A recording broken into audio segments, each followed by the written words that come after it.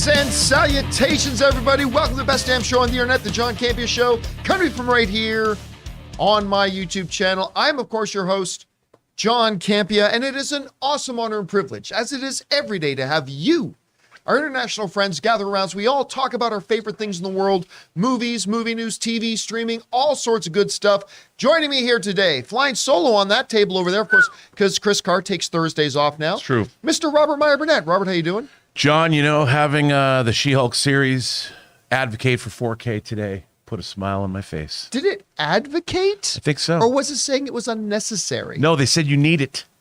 Nobody need knows it. what it is. No one knows what it is, but you need it. Anyway, we actually probably shouldn't even talk about that because that's going into some stuff. Anyway, guys, also joining us today, sitting over there, joining you guys in the live chat, Ray Ora. Ray, how you doing? The studio just reminds me of my life. No girls. No girls ever. No women. Nothing. Oh, Emptiness. Story of my life. And producer Jonathan, baby. And beside him, producer Jonathan Boyko. Jonathan, how you doing? oh boy. Wow. How you follow that up? Maybe I'll just like sniff some. Cheers, baby. What's happening today? Wow. Suddenly really down. Here's to you. Yeah, and I've already seen some people in the live chat saying, wait a minute, well, where's Erin? Well, Erin's, she's got a little TV show she's shooting up in Canada right now. So she'll be in and out over the next couple of weeks. But anyway, guys, most importantly, you guys are here, and we are so glad you decided to join us today. Here's how today's show's going to go. What? We're going to break it down into two parts. On the first half of the show, we're going to talk about some predetermined topics. Then in the second half of the show, we're going to take your live comments and questions. And here's how you're going to get a live comment and question on. Number one, you got to be watching live. Number two, when we get to the end of the main topics, we'll announce that we're opening up the super chats, and that'll be your cue to fire in your thoughts, opinions, theories, questions, whatever, and we will read those off and address them in the second half of the show.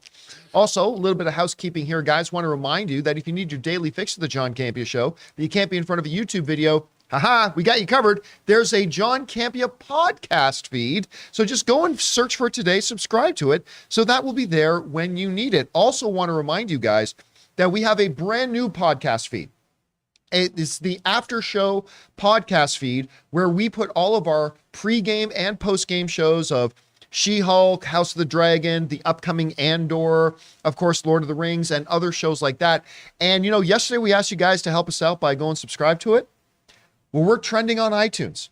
Right now, right beside Jon Stewart, After Show is the number 10 podcast right now on iTunes. Wow. So we are, thank you guys so much for helping us out with that. And by the way, let's see if we can get a little bit higher on that. If you have not subscribed to it yet, go find After Show or just search After Show John Campea podcast. You should be able to find it, subscribe to it, and let's see if we can get it even higher. But yeah, number 10 on the charts right now. And Very we'll be excited. adding a little more content to it today. And yeah, we've got the next episode going up there today with it as well. All right. With all that down, guys, let's get into our main, or not our main topics, but our off the tops here, shall we? Because we do have a couple of them, and we're going to start with this. I don't think there's anybody who knows a damn thing about movies that wouldn't acknowledge that Shia LaBeouf is a damn good actor. I mean, he's utterly a fantastic actor. You also would probably know that he comes with some baggage.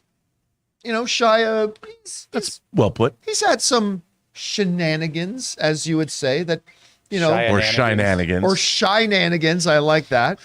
A lot of people Technically, I think, said you it remember the first. other week we talked about Brad Pitt has his shit list of people he won't work with again. There's a lot of talk that Shia LaBeouf is one of those. I don't know that for a fact.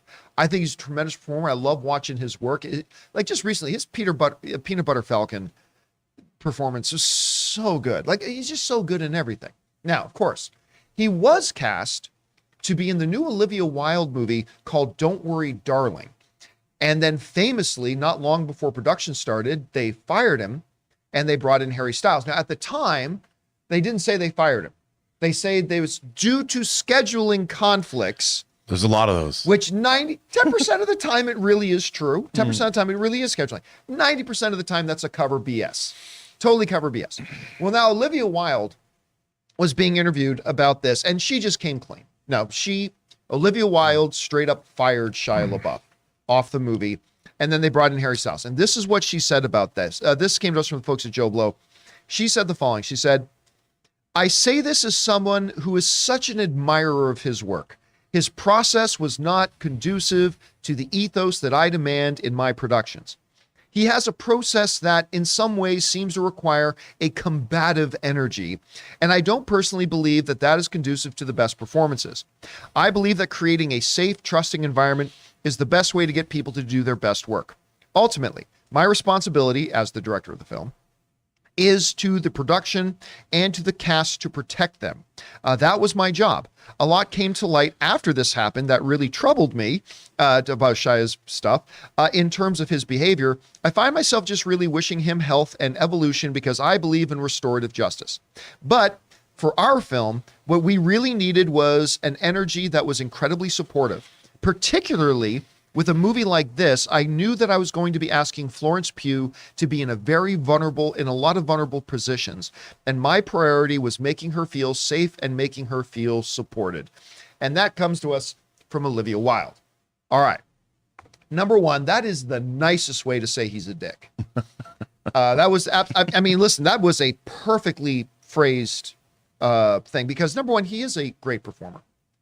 And I would say this, I think this is a great example, Rob, that it's often about fit, because I personally believe there probably are a lot of productions. There's probably a lot of movies and a lot of productions where a guy like Shia LaBeouf and the energy he brings and his process, as Olivia Wilde would say, is exactly what certain movies need. And he would be great on a set and he would be great for that project. But if Olivia Wilde likes to run her set a certain way and the quote unquote energy that he brings or his process, isn't in line and isn't conducive to what she needs to get her best movie possible, then you know what? You got to cut bait and move on. He's a great actor. Nobody's denying that. But if he's not right for that production, that particular team, that doesn't mean he won't be great on another production and working with another team. Not at all. But with this, she made the decisions she thought was best for her movie. And from everything we've seen from Don't Worry, Darling, it looks like it worked out pretty well. Anyway, Rob, you read these comments. What do you think about the situation? Well, I have to tell you, we saw her speak live at CinemaCon. Yep. And seeing Booksmart, I am very impressed with her. That's like one of the 5 or 6 best directorial debut movies I've ever seen. She's I couldn't believe how good that was. I mean, it's a beautifully directed film. And, Don't Worry, Darling is coming out next month. Which looks great. Producer Roy Lee has 2 movies within 2 weeks coming out. Barbarian, Taylor's new favorite movie. And then Don't Worry, Darling comes out 2 weeks later. What a September to have. But I am very impressed by her. I think she really developed Don't Worry, Darling. It was like her. I brought it forth, and I mean, come on, she's incredibly beautiful as well. Let's be honest. But I think she's an incredible. Like every time I've heard her speak or interviewed, she's just very impressive. But what she has to do, and she laid it right out. A director sets the tone, man, and you've got to protect your actors. And as we've seen in the trailer for Don't Worry, Darling. Yeah, when Olivia Wilde says she puts Florence Pugh in some vulnerable situations. I can't remember how much of what we saw at CinemaCon they have not shown in the trailers, but they really ask her to be in some vulnerable positions. I mean, there's a love scene with Harry Styles. Yeah. That made my eyebrow raise. But it looks like she has to do a lot of things, go through a lot of emotional stress, whatever's going on, we don't really know. But a director must protect their actors. And that's one of and providing an environment where you can do your best work. And I like the fact that she's renowned for having a no asshole policy on set. Yeah. That's what she said. And I think, you know what? She's an impressive force in Hollywood. So if she felt the need to replace Shia LaBeouf, it's never easy to replace an actor once you've cast them. But more power to her. I think she did what she needed to do, and I think she'll continue to do that. I just can't wait to see. She's working on a Marvel movie now, which we don't know what it is. We'll talk about that a little bit later. And then Don't Worry, Darling looks to me like, I mean, if it's anything like the trailers, I think we're going to get something pretty special from it. You know what's funny too, though? Like, having seen the footage that we saw at CinemaCon and having seen the trailers, I am a big fan of the work of Shia LaBeouf. I think he's a tremendous performer. I have a very hard time picturing him in that movie. I totally agree with you.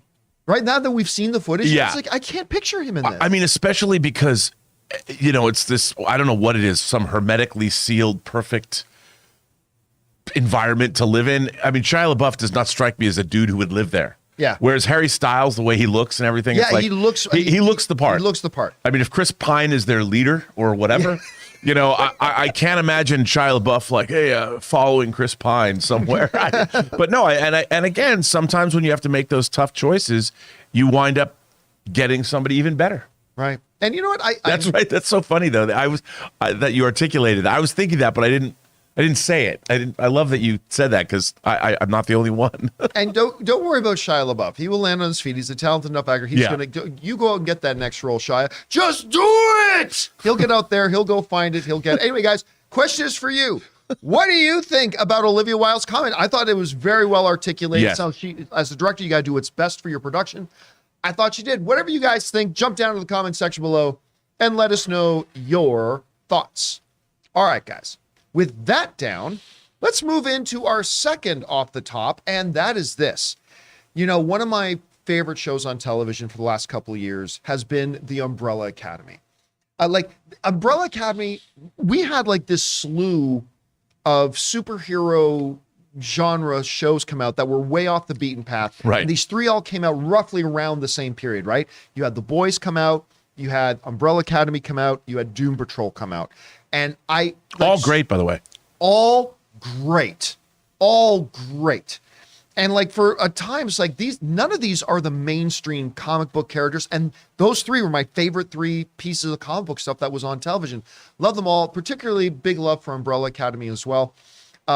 Just love the show. And I just saw the final season, the most recent season.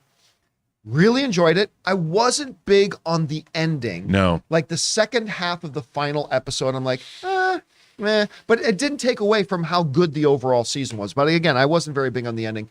Well, word has now just come out because we didn't know for sure if it was getting another season. Word has now come out.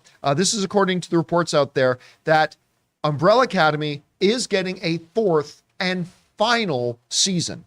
So they have greenlit the fourth season, and it will be the final one. This comes to us from the folks Screen Iron wrote, Netflix officially renews the Umbrella Academy season 4, but it will be the show's final season. In 2019, Netflix launched the first season of the Umbrella Academy, a superhero series based on the Dark Horse comic. The show focuses on a group of powered adults who are raised to be superheroes known as the Umbrella Academy, and it follows their adventures together across time to save the universe. And they do that again and again and again. So my one critique about Umbrella Academy is a little bit repetitive, but I really dig it. I really enjoy it. And it brought a sense, I mentioned those three things, The Boys, Umbrella Academy, and Doom Patrol. They all have very distinct tones. Yeah. Right?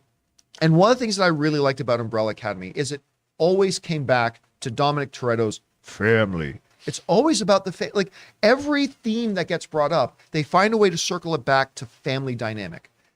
And I just find myself so attracted to that dynamic in it that it just makes it something that is a must watch for me every time it comes out. And you know what? I'm a little bit bummed out that season 4 will be the final season, but honestly, as a Netflix show, I'm kind of impressed that it's getting to season 4. And to be honest, it's now outpaced the source material. So Umbrella Academy is now going beyond the source material. Yeah, I think they're going to have enough, though, to fill out that fourth story. I don't know that they do. You might be right about that. But here's the thing.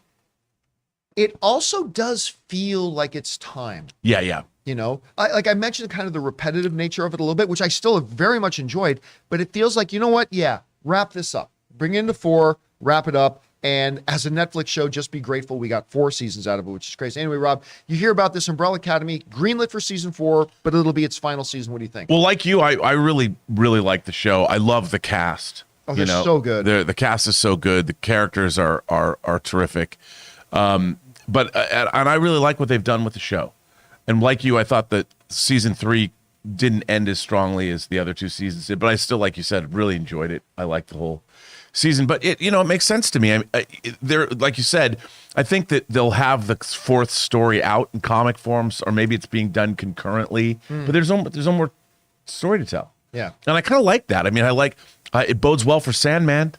I'm thinking 4 seasons, if they did 4 seasons of Sandman, they'd get close to the end of the comic run. So I think it's great that we're getting it. But like you said, sometimes it's okay to end a show.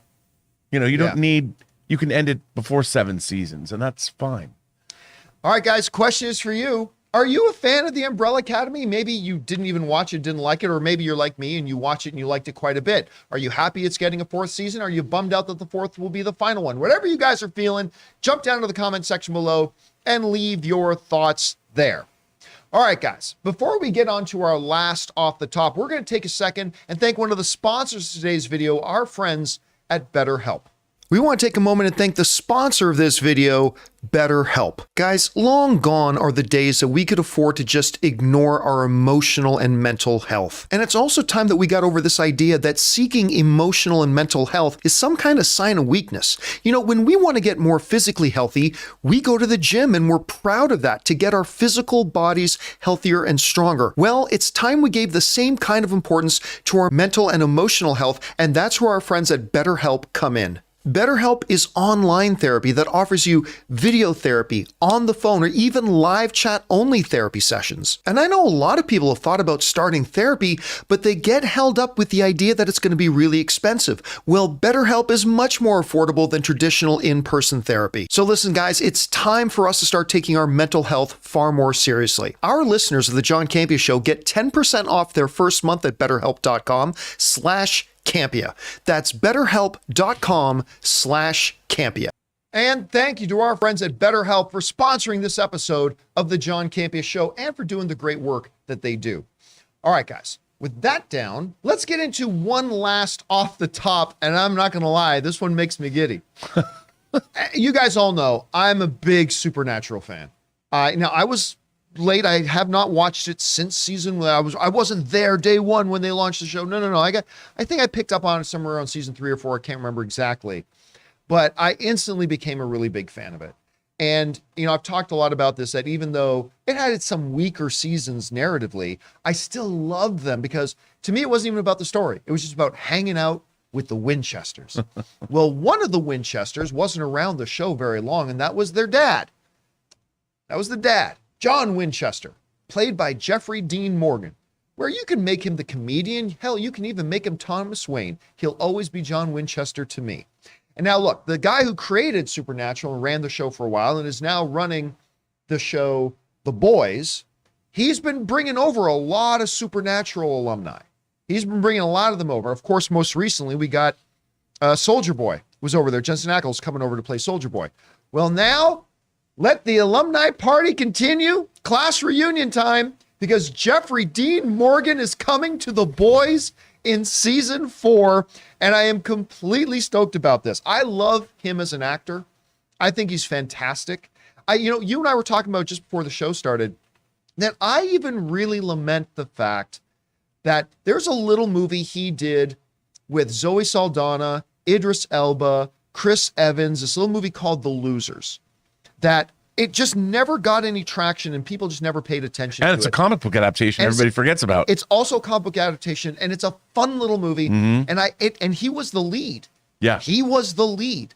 And he never really broke out. Of course, then he went to a whole nother level when he got to be Negan in Walking Dead. A lot of people like his turn on that. But I'll tell you what, you just keep bringing Supernatural alumni over. All we need then is Jared Padalecki to come over, just take a little break from Walker and come on over and let's have like a full Winchester Boys reunion. And I'd be all up for it. The whole family. So I'll tell you what, first of all, I love The Boys. I love this show so much. I love Jeffrey Dean Morgan. I love the fact that they keep doing the Supernatural. There's nothing about this news that does not make me giddy. Makes me incredibly happy. Anyway, Rob, you hear about this. Jeffrey, you are also a big fan of The Boys. Adding Jeffrey Dean Morgan, by the way, they're calling it a recurring role, which probably means he pops up in like 3 episodes or so.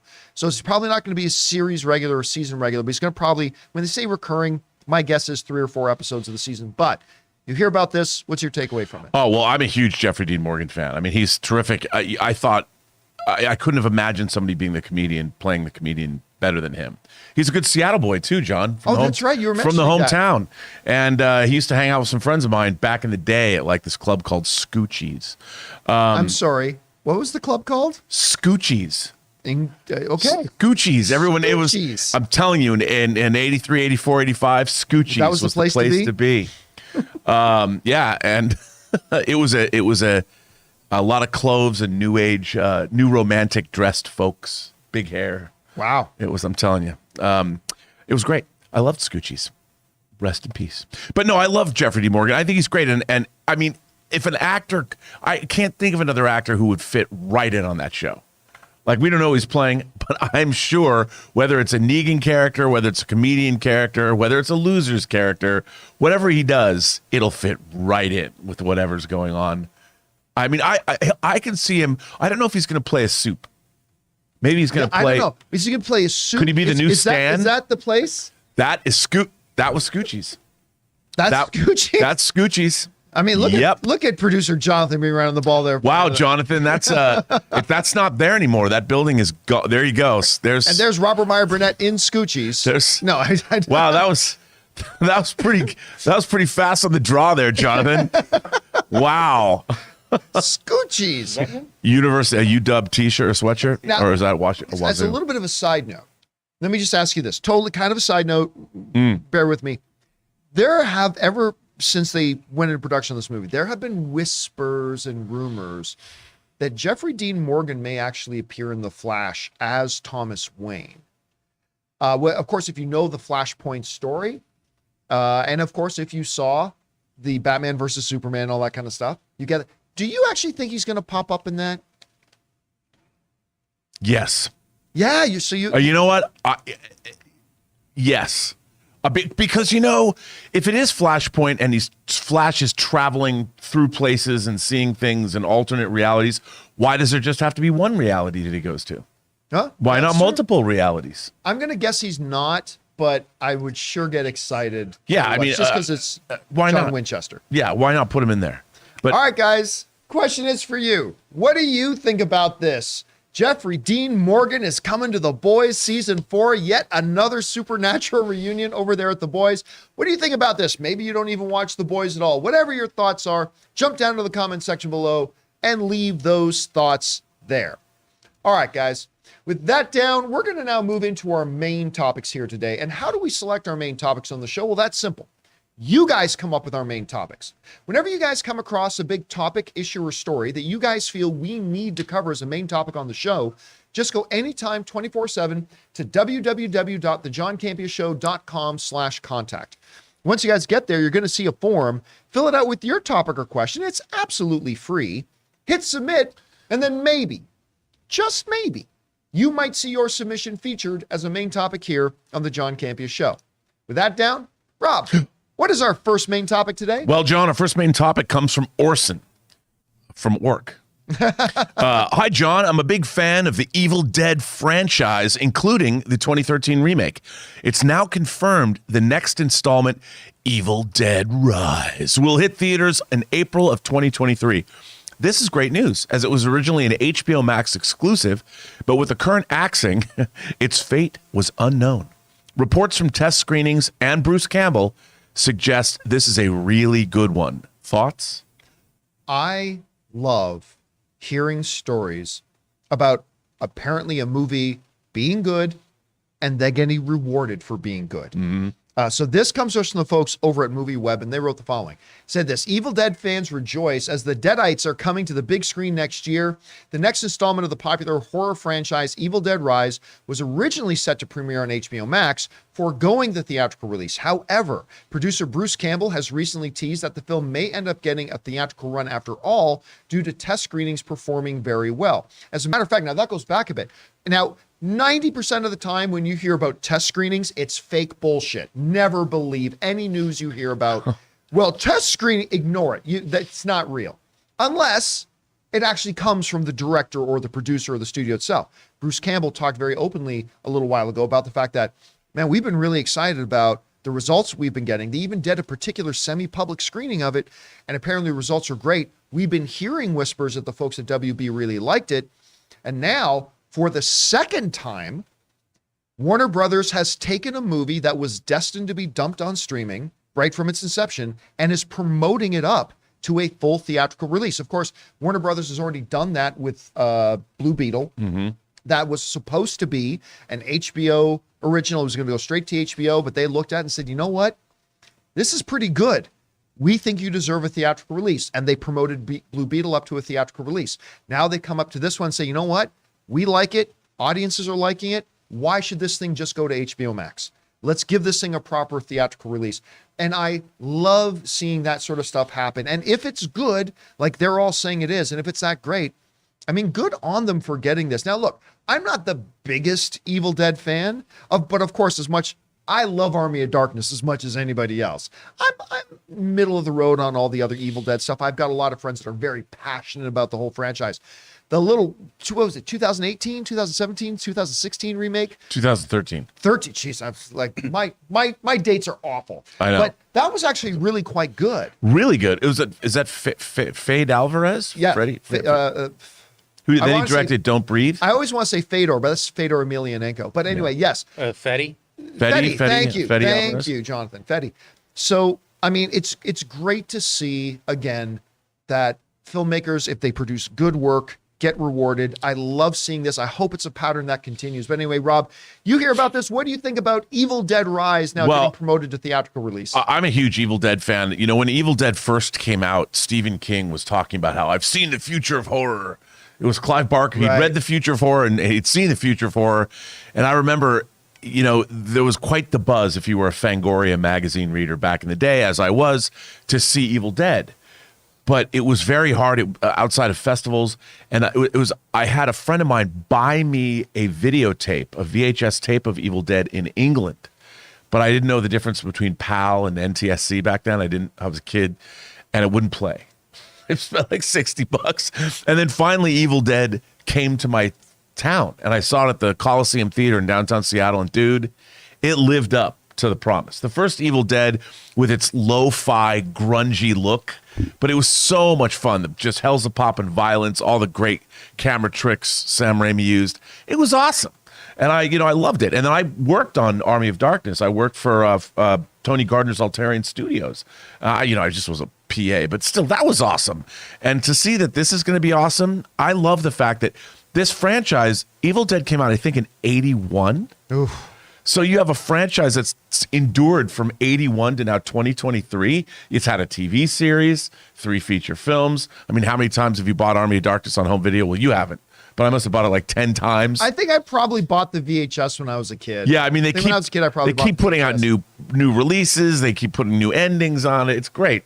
So good on Sam Raimi's Evil Dead franchise. I just hope somebody says the little girl voice, "We're gonna catch you." Guys, I love that. That's great. Here's a question. Let's take a step back and look at the bigger picture here. This is the second time now Right. that Warner Brothers has gone and taken a film that was destined to go straight to HBO Max and said, nah, this is really good. We're going to promote it up. Do you think this is a pattern we could see them continue doing? I certainly hope so. I mean, and I think this is the way things should be. I mean, everyone's talking about how, Batgirl is not going to get released. But if something was just going to go to streaming and they see that it's good enough to put in theaters, all it does is, as we've said on the show a million times before, it just adds to the value. Once you do put it on streaming. Yeah. And if this film does, if it delivers to audiences what they seem to promise it's going to, it'll probably be quite a hit. And I'm sure it'll cover its costs, and it'll develop a reputation, and people, when it comes to streaming, people sign up because they've heard of it. All right, guys. Question is for you. Evil Dead Rise is now no longer going to go straight to HBO Max. It's going to get promoted to a theatrical release. Are you a fan of the Evil Dead franchise? Maybe you've never watched a single thing about it. Maybe you're wondering, Bruce Campbell says he's retired, but maybe he could come out and don it one more time. Who knows? Whatever you guys think, jump down into the comment section below and let us know your thoughts. If you're going to sit down and watch a movie like Evil Dead or a horror movie like that, you want to make sure you're wearing clean underwear, which is where our friends and sponsors of the show today, MeUndies, comes into play. We want to take a moment and thank the sponsor of this video, MeUndies. Now, guys, we've all heard of gut instinct, but have you ever heard of butt instinct? It's when your butt tells you it wants new undies. Listen to your butt. Luckily for you, we work with MeUndies, makers of the most buttery soft and sustainable undies, bralettes, and socks that exist. Guys, for too long, I lived my life wearing those Amazon or Walmart 20-pack cheap underwear that I thought were just fine until I tried MeUndies. Now it's like my nether regions are in a Palm Springs resort. So guys, let your skin sing a song of joy with undies, socks, and bralettes that feel as if they're spun from silken clouds. Guaranteed to be the softest stuff you've ever felt in your life, their signature micromodal fabric is sustainable,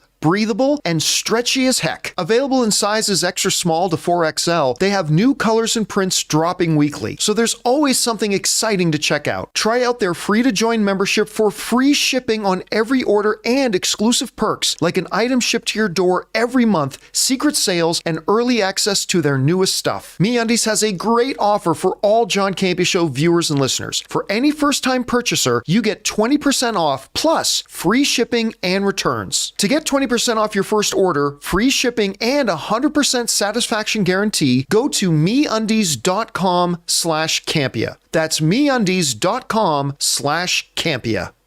And thank you to our friends at MeUndies for making my ass feel so good today and for being a sponsor of this episode of the John Campea Show. Guys, don't forget, we got links to all of our sponsors today and the promo codes at the top of the description down below. And when you guys go and support our sponsors, you're actually supporting us. I'm not kidding. I get excited every month when my MeUndies package shows up. I get really excited, probably more excited than I should be. Check it out for yourself. Again, check out the links down below. All right, guys. With that down, let's move on to main topic number 2. Rob, what is our second main topic today? Well, John, our second one comes to us from the antagonistic Anonymous. Hey, Campea crew.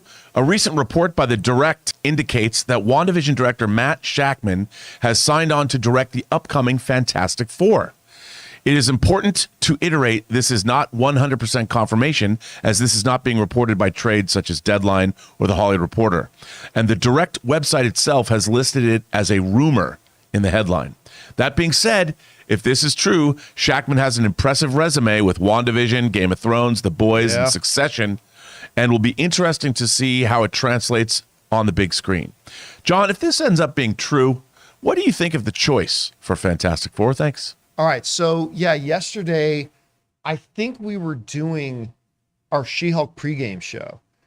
And I started getting messages saying, hey, everybody's reporting that Matt Shakman is being tapped to direct Fantastic Four. And I still continue to get a lot of people saying, everybody, like all these places are reporting it. It needs to be pointed out very clear. Let's bring up the Direct website there for a second, if that's what we've got there, Jonathan. It's important to note that nobody else is reporting that Matt Shakman has been tapped to direct Fantastic Four. But John, I also saw it. Yeah. But what all those other sites are doing is saying the Direct is saying this. Nobody else is reporting. I'm not saying this means it's false. I'm just saying I want to be very clear about what's happening here. So you may have seen the headline on the John Campea Show, or you may have seen the headline on a dozen other websites, but nobody else, I did a little bit of looking into it. Nobody else is verifying this. Nobody else is saying, yes, we also heard that Matt Shakman is doing it. Again, that doesn't mean it's not true. I'm just saying only one place is saying it. Right. With that being said, they themselves are saying that this is a rumor, and maybe it'll get confirmed and maybe that it won't. But it ran all over the place a lot yesterday to the point that we had to address it here today. So I think Antagonistic Anonymous asked at the end of his question there, if it's true, and let's indulge that conversation. Let's go, if this is true, and we're not saying it is, but if it is, how would we feel about it? Well, I'll tell you what, the Matt Shakman thing checks a lot of boxes, Rob. He is an experienced director. Yeah. Not just an experienced director, but an experienced director with high profile projects, experienced in the world of Marvel, and has delivered what I consider to be, personally, the best Disney Plus content yet with WandaVision. I mean, the job he did on that was incredible. Plus, it was a lot of weirdness. You know, doing recreating the different sitcoms, shooting in front of a live studio audience, and then giving us the sword base and the sci-fi elements. I mean, he did a great job. Now, so how would I feel if it was Matt? Surprised. It's not a name I would have thought about, to be honest with you. So I would be a little bit surprised because I actually felt that they would probably go for something a little bit more with more film experience. And what we heard coming out of reports before is that Kevin Feige wants like a Sam Raimi, that he knows he can just leave that. Because remember, Kevin Feige, this is the unfortunate state of the MCU right now. Kevin Feige cannot have direct hands on the projects anymore, at least not on all of them, because there's just too many. So he's looking, the previous report that came out a few months ago said that Kevin Feige was going to be looking for somebody that he did not have to manage. Yeah. That he could just give them the movie and then not have to be hands-on with it because Kevin Feige's attention is going to be elsewhere. Is Matt that guy without feature film experience? Maybe yes, maybe no. So if they got him, I'd be surprised, number one, but as a fan, I would be totally comfortable with the choice. Like again, it's not a name that I'd be jumping up and down. It's like, wow, they nailed it. But it's like, yeah, that's a pretty solid choice. And I would feel very comfortable with it. Rob, you're quite invested in the idea of this Fantastic Four movie. You know, Please we've be talked good. about the potential director. I mean, John Watts was going to be directing. Now he's gone and all that kind of stuff. What do you think about, number one, do you think it will end up being Matt? And then number two, if it is Matt, how would you feel about him as a selection? Well, I think it'd be great if he did this because, you know, it's not just a director. They have to have a director who understands how to work with visual effects. Yeah. And working on things like Game of Thrones and WandaVision, he had a lot of experience dealing with that. And that's something a lot of people don't think about. You know, when a lot of these movies, people transition from doing lower budget stuff into these big budget movies, and suddenly, you know, you're dealing with all kinds of effects and backgrounds that aren't there, and it's hard to direct these kinds of films. And obviously, Kevin Feige, I'm sure, feels comfortable with them. I mean, WandaVision was their first show out of the gate, so it wasn't just an MCU show; it was an important show for Disney. It was the flagship for the coming out, for the launched everything. and they trusted him with that. And I think, you know, the thing about Fantastic Four is we're following on the heels of three pretty high profile Fantastic Four films over at Fox. I thought you were say 3 high-profile disasters, but yeah, please continue. No, that were not exactly as well received as one would hope. That's fair. You know, and I think that the Fantastic Four really should be a cornerstone of the MCU, and the fact that they haven't made one, I mean, obviously for obvious reasons because of Fox, right? They haven't done it, but I think this is like WandaVision. This could be a very important the shot in the arm that the MCU needs. You're bringing in some heavy hitters. I mean, Reed Richards is one of the elder statesmen of the MCU, and to see a great look, I just want to see a great Fantastic Four movie, and I think Shakman's a good choice. I think he could do a great job. Now, look, I'm not going to lie. There are other names I would prefer to hear. Obviously, everybody is on the same page. We would love to hear that John Krasinski was directing it. Or Steven Spielberg. Steven Spielberg was a name that came up. I mean, I think that's delusions of grandeur a little bit. I know. But I mean, I would lose my shit if we found out that Steven Spielberg was going to be directing this film. I honestly think a Peyton Reed. I mean, for years now, that was always our go-to choice, right? Like we always thought Peyton Reed's the guy to do a Fantastic Four movie. So I think that's still a possibility, especially, you know, with Ant-Man being all wrapped and stuff like that. But I mean, again, if it comes down to it and it does end up, and I'll be honest with you, I don't think it's actually going to end up being Matt. But if it is, I'd be like, yep, that works. That Me works. too. And they could really deliver something special here. Anyway, guys, question is for you. What do you think about this? Number one, do you believe the rumor that Matt Shakman is going to end up directing Fantastic Four? But even if you don't, let's say for a second that it does turn out to be true and Matt Shakman does direct it. Do you feel comfortable with that? Maybe you had a couple of other directors you were hoping for, but you'd be perfectly good with Matt. Maybe you don't like the job Matt has done on the various television stuff that he's worked on. Whatever you guys think, jump down into the comment section below and leave your thoughts there. All right, guys. With that down, let's move on to main topic number 3. Rob, what is our third main topic today? Our third main topic comes to us from the Ash Man. Hey, John and team, just finished watching the episode 2 pregame show. Thank I you. love these pregames, by the way. Please keep them going. Anyway, I'm now 2 hours away from watching episode 2, and I wanted to get ahead of the rush and ask you guys to give your non-spoilery thoughts on the episode before the after show later. Did it follow up strong for you, or did the second episode let you down like some other Disney Plus shows? have done. What did you think? This would, of course, be referring to She-Hulk. Yes, to She-Hulk. And so here's my thoughts. Number one, you're right. There have been a lot. I think I've liked the first episode of every Disney Plus show. Yeah. Unfortunately, there have been a number of them that the second episodes do not follow up as strong with me, which we have well documented, right? And so, I mean, that is what it is. And just to follow up on Ashman, just so you know, a little later today at 3 p.m. Los Angeles time, that's 6 p.m. New York time, we will, of course, have our She-Hulk after show where Rob and I are going to break down and go into full spoilery discussion on everything about episode 2. As long you guys got still a number of hours to go and watch the show, come on back and join us at 3 p.m. Pacific Standard Time for that. But in a non-spoilery way, I will say this about episode 2. I didn't like it quite as much as episode 1. But let me tell you about the things I liked, and then let me tell you about my one big concern, okay? Because I got a big concern after this episode, and let me get to that last. Things I liked. Like the first episode, dialogue, sharp, crisp, punchy, funny. Love the dialogue of it. 2, character interactions. I remember one of the things I said in the pre-show, Rob, I said, one of the elements I want to see is I want to see more developing the dynamic between her and her best friend. Yep. And it gave me that. So I'm like, okay, check. Very happy about that. Glad to see that. 3, Easter eggs galore. Easter eggs galore. I loved looking around almost every single scene and shot. We'll go more into detail on those in the after show at 3 p.m. later today. But so I love being able to look at it in almost every shot, picking out something. Some stuff very relevant, which we'll talk about later. Some stuff not as relevant, but just seeing all the little things there was great. We started to advancing what I think is going to be the most significant story of the season. It's not going to be the only story of the season, but I think the most significant story of the season, and that was good. Listen, everything I saw, I enjoyed. That it was fun. The dialogue was punchy. We get to meet. I didn't even see the character's face. I just heard the voice, and I'm like, that's Larry from Stranger Things. I didn't even see the face yet. I just heard the voice. I'm like, that's Larry. That's cousin Larry. And sure enough, he was there. Anyway, but Rob, I am feeling like I'm about to do a 360 on something, or a 180, I should say. 180 would be more appropriate.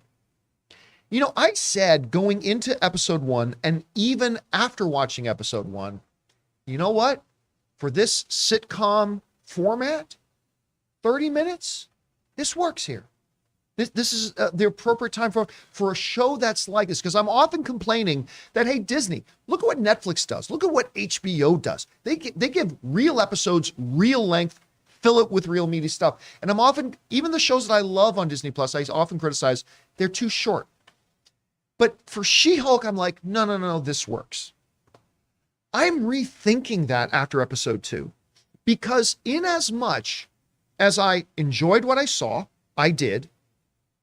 When the episode ended, there's a difference, Rob, because what's the big Showtime, the showbiz thing? Leave them wanting more, right? There's a difference between leaving them wanting more and leaving them feel dissatisfied. And when that episode suddenly ended, and I realized I feel like I just hit play, I had this real sense of dissatisfaction.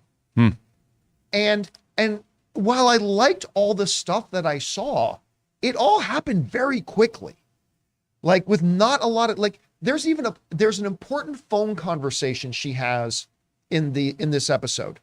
That is a phone conversation that should not have been 12 minutes long, but it should have been 4 minutes long, you know, and instead it's rushed through very, very quickly. And by the time this episode ended, it's like, I'm the guy who's been saying, I'm the one who's been telling everybody, calm down. For a show like this, 30 minutes is fine. But I'm starting to reevaluate that. And again, I'm not saying I've totally gone that way yet, because it's just one episode. But that episode ended, Rob, and I didn't like the feeling I had of being dissatisfied. But anyway, what were your general impressions? Again, let's make sure we don't go into spoilery stuff. But what were your general impressions of episode 2 last night? Like you, I mean, I enjoyed it. I enjoy how the series is unfolding, and I like the examination of what Jennifer Walters' life is going to be like. I like how she was recruited by this law firm that, we don't care. We're just starting a new. We don't have a problem with you. And I liked all that because they can be malevolent, and I enjoyed. I saw producer John. A little Thank you. I was insurance. warning A out. little insurance. That No. tag should be permanent. And We should tattoo it on Rob. Put it on his. now my whole train of thought is, I enjoyed it. Overall, I enjoyed it. But I have to tell you, like you, I feel, and I'm finding this to be increasingly the case with all these Marvel shows. They're not approached like a TV show. I feel like we're watching a movie that's cut up into sections. And I think that's what you're feeling because, you're watching the show and it doesn't flow like a TV series does. Like when you get to the end of the episode, I don't feel the episode, it's not done. You're in the middle of a storyline, it just gets cut off and they end the show. And See, and I did feel like it did that okay with episode 1, but I did not feel that with episode 2. because episode 1 kind of had this self-contained story. And Yeah. you can have an overarching mythology or an overarching storyline, but when you're making a TV show, it still needs, and this episode with credits was less than 30 minutes. With credits. With credits. So really, it was probably about 22, 23 minutes. Yeah, and I'm watching this, and I'm like, and even in a 22-minute sitcom, they would have a story with a beginning, a middle, and an end. And I feel like this is just a long movie cut up into sections, and I never feel like it's not satisfying television. And I think that might be what you're feeling, because I'm feeling it overall with these shows. I'm like, they're TV shows, but they don't work like TV shows. Like Obi-Wan was kind of the same way. Yeah. You're watching a movie, and then when you actually see it, that fan edit cut together, you're like, oh, this is a movie. Oh God, that fan edit was so good. It was so good, and you're looking at this, and I wonder. I mean, I understand that they want to have TV shows, but it didn't feel like a TV episode. And to it's me. weird saying that about an episode that you and I both enjoyed watching. I did. For the precious few minutes it actually played. Oh, and that's the thing. And I feel when you say unsatisfying, I think there's a reason for that because you're not getting, look, a traditional television show at least gives you, even with serialized storytelling, within an hour, you still feel satisfied. You might not be able to wait until the next episode because it was a great cliffhanger or something, but you still feel like, oh, like House of the Dragon was a fulfilling first episode of a show. I felt like that was a meal. Yeah. Yeah. And yes, sir. And I think with these shows, I am left hungry at the end. Yeah, and again, there's a difference between leaving them wanting more and feeling dissatisfied. And you know what it felt like to me more? Now, they're not as prevalent as they are today, but there are streaming shows. But back a few years ago, what really started to get popular were web series. A web series. Oh, dude. And it kind of this episode kind of felt like a very high quality, but like a quick little web series episode. Right. And it's like, I just don't like that feeling of feeling dissatisfied at the end when it ends. But again, listen, I know I'm just talking about one episode. I know I'm not going to get too far ahead of myself, but I did want to say, I thought Tim Roth was fantastic. Oh my God, he was so good. So good. He was like, I didn't know how they were going to approach it because, you take a character like him, like in the movie, it's very serious, very hardcore, and you knew they're bringing him into a comedy. So are they going to do it? But they did it in such a way that was like, this is great. When he made the comment about his ears, I chuckled. We can't. Yeah, well, yeah. Yeah, we're not going to go into detail. You guilted me in taking that spoiler down. Let's not. Don't make me regret it. What were you going to say, Ray? I was gonna say last week. I said, what did I say? I wasn't gonna stay up for the What did I episode. say? Right. No. I wasn't gonna stay. I made that decision not to stay up for the episode and watch it the next morning. After this episode, I've decided I'm gonna let a couple episodes pass by and I'll watch them in bulk. Only because you know what? If there's spoilers, it's gonna be cameos, whatever. I'm actually more interested in this Jessica. What's her name? Jessica Walters. Jennifer Walters. Walters. I'm You're gonna say more Jessica interested Jones? in what she's gonna do. So, spoilers for cameos and things like that doesn't really matter to me. I'm actually invested into this character and the type of life that she's gonna have to go through, being this She-Hulk. Yeah. And that no one can spoil that for me, even if like a couple episodes pass by. You know what I mean? I agree with you. So that's what I'm gonna do because after this morning, As soon as the episode ended, I was like, I yelled, "That's it!" I verbally yelled, "That's He's like, it!" I didn't even take one nap. So- I know, yeah, but now listen, but look, again, I don't want to take away from the fact that there was a bunch of stuff in this episode that I really, really liked. Me too. And we are going to talk about all that stuff that we really, really liked upcoming at 3 p.m. today on our She-Hulk after show. Make sure you guys come back and join us because there was actually a lot of goodies in there. We're going to talk about that stuff later. All right, guys, question is for you. Did you have a chance to see the She-Hulk episode? If so, how did you feel about it? Maybe the fact that it was filled with good stuff was enough to leave you feeling satisfied. Maybe, I'll get over this by next week. I mean, I don't know. However you guys feel about it, jump down to the comment section below and leave your thoughts there. All right, guys. Before we move on to main topic number 3, we're going to take another second here and thank another one of the sponsors of today's show. We love these guys. I use them all the time. The good folks at MasterClass. Guys, we want to take a second and thank the sponsor of this video, MasterClass. All of us here at the John Campea Show absolutely love MasterClass. With MasterClass, you can learn from the world's best minds, anytime, anywhere, and at your own pace. You can learn television writing from Shonda Rhimes, improve your comedy skills from Steve Martin, or you can learn filmmaking from James Cameron himself. With over 100 different classes from a range of world-class instructors, that thing you've always wanted to learn is closer than you think. I have personally watched Bob Iger's lessons on business strategy and leadership at least 6 or 7 times. Every time I watch it, I learn something new that I get to apply to my own business as well. And the best thing about it is you don't have to sit down and watch an entire thing all at once. You can watch the individual segments or just as much as you want in any sitting at a time. So guys, when it comes to MasterClass, I highly recommend that you check it out. Get unlimited access to every MasterClass, and as a John Campea Show listener, you get 15% off an annual membership. Go to masterclass.com/Campea. That's masterclass.com/Campea for 15% off MasterClass. And thank you to our friends at MasterClass for having such a great service and for sponsoring this episode of the John Campea Show. I'm not kidding. I've watched that Bob Iger thing like 8-9 times now. It's crazy. Anyway, all right, guys, with that all down, let's move on to main topic number 4. Rob, what is our 4th main topic today? John, our 4th main topic comes to us from Oscar. Hey, John and crew, I recently saw something on The Variety that Olivia Wilde is working on a secret Marvel project. I have my theories on what it could be. I want to know what you guys think. Would it be a movie or a Disney Plus show? And what characters do you think it will involve? Thanks, and bring on the filthy. All right, Oscar, thanks for sending that in. And of course, we've been talking about Olivia Wilde, talked about somebody's on a roll. Her movie Booksmart was fantastic. Everything about Don't Worry, Darling looks great. I mean, who knows? The movie might be awful, but everything looks really good right now. And here's the thing. A while ago, a long time ago, reports came out that she has never confirmed, but reports came out that she was going to be directing a Spider-Woman movie. And there were so many reports about it that we all just kind of had it in our heads. Oh, we're like, yeah, that's what's happening. Olivia Wilde's doing a Spider-Woman. It's just important to note, maybe she is doing a Spider-Woman movie.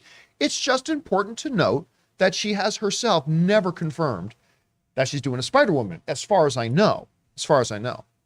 Well, she was recently just being interviewed, and the article and the interviewer went in an interesting direction, and she said something that is very, very interesting. That's got a lot of people online right now chatting it up. And this is what it said. This comes to us from the folks at Variety. All right, the following. This is right near the end of a very long piece. This is the final 2 paragraphs of a very, very long piece. It says this: behind the camera, in addition to Perfect, she has several projects in the works, including a documentary, 2 films that she just started to develop, and a top secret Marvel project that she refuses to comment on. Then Olivia Wilde goes on to say, that I can't say a word about. Yeah, no, I can't say anything about it, she says, squirming. I have to bury myself in the couch now, she laughs. I will say that I think the Marvel approach of allowing newer filmmakers to come into the fold and have access to those tools of the Marvel universe is incredibly exciting. I'm a big fan of what they're doing over there, she offers, but yeah, I can't confirm whether that is what it is. With a sly smile, she blurts out, but that would be cool. All right, couple of interesting things here. She keeps saying Marvel. Spider-Woman would be, you would think, and this is where I think, and I'm asking these questions. These aren't rhetorical questions. I'm asking these questions. You would think that if the old reports of her doing a Spider-Woman movie are true, that would be under the Sony banner, right? That would be under the Sony banner. And that stuff she'd be doing then. She is here specifically talking about working with Marvel, getting access to the Marvel tools, Marvel bringing in all these new filmmakers. Hiring new filmmakers. I mean, she's specifically referring to what they do. And all that kind of stuff. That does bring up a couple of options, right? Option number one is that she is indeed working on a Spider-Woman film. And rather than it being like a Venom or a Morbius that is being done by Sony in the Sony Spider-Verse, it would be more like Spider-Man Far From Home, where it's a Spider-Man character that will be distributed by Sony, like Spider-Man movies, but produced by Marvel. So this very well could mean a Spider-Woman movie. I don't see Sony doing that with another character. Like, this one thing for Sony to allow other Spider-Verse characters to appear in MCU films, but to actually do a Spider-Woman movie there, I wonder about that. But that is, I think, possibility number one. And probably, what's the name of the law when it says the most obvious answer is probably the correct answer? Occam's razor. Yeah, there it is. That's probably a great example of that right here. But another option is this, is that she's not working on a Spider-Woman movie. She's actually working on a Marvel project, a secret Marvel project. Rob, at D23, she's going to be announced as directing Fantastic Four. I'm calling it right now. No, I'm not. I'm not actually saying that. But that she could actually be working on a Marvel project. There is a third option that those two potential outcomes are not mutually exclusive, that she very well could be working on a Sony Spider-Woman movie, and she could be working on a secret Marvel project. I'm not saying that's likely. I'm just saying that's one of the theories or ideas you have to keep in mind. Rob, when you read what she specifically says here, with the reports that we've had, what do you think is actually happening here? Well, I think she's working on a Marvel project for sure. Like a straight up Marvel project. Yeah, and I'll tell you what I think it is. And this is, by the way, when I say this is a Hail Mary shot in the dark. I've not heard one thing. But I'm just thinking in terms of what's been going on, I think she's going to direct Young Avengers. Really? Yep. Because of Booksmart. You know, all that relationship stuff, coming of age, those two girls, I was thinking, okay, what would be going on? And if you look at Don't Worry, Darling, it's pretty much an ensemble piece. You got Florence Pugh, but you got a lot of other great actors. So she's really good at character interplay. And I don't think they're going to let her direct a full-on Avengers movie. But I think just knowing her sensibility, a Young Avengers movie led by Haley Steinfeld as Kate Bishop. And then the other characters that they've been, because I think she's a great actress. And I could see the two of them making magic, superhero magic together.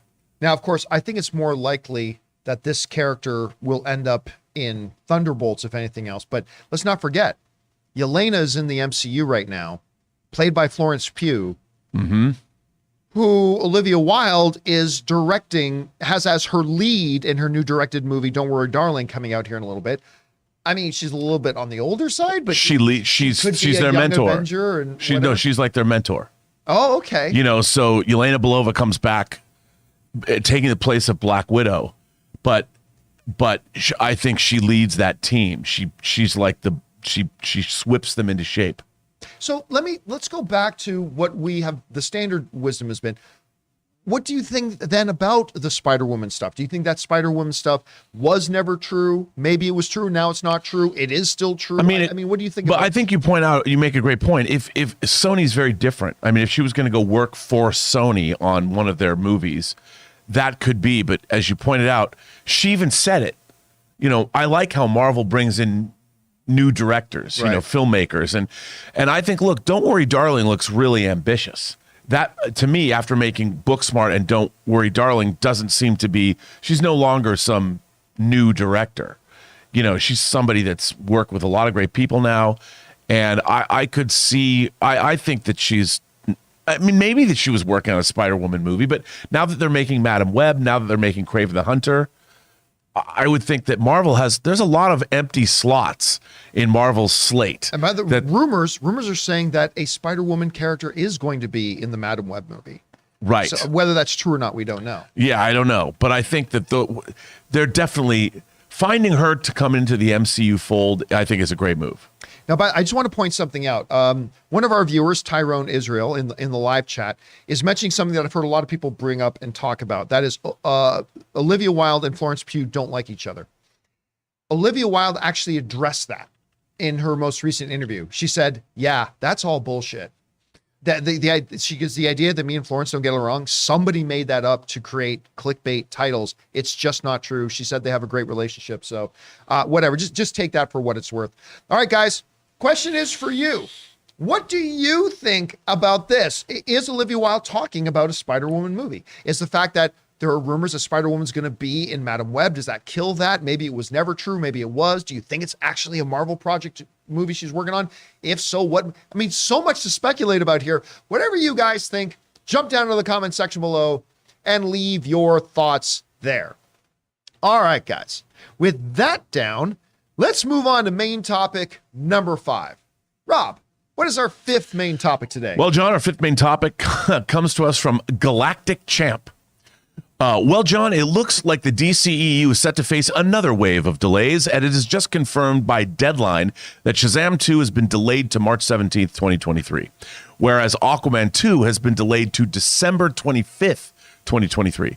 Shazam director David Sandberg welcomes the delays as he emphasizes on the December date Avatar 2 had booked all the IMAX PLF screens, which could have tremendously affected the box office, whereas Aquaman is now set to release after the Flash film. John, do you think these delays will benefit the DCEU in the long run in terms of securing a bigger box office? Thanks, and bring on the filthy. The sun rises, taxes need to be paid, and DC movies get delayed.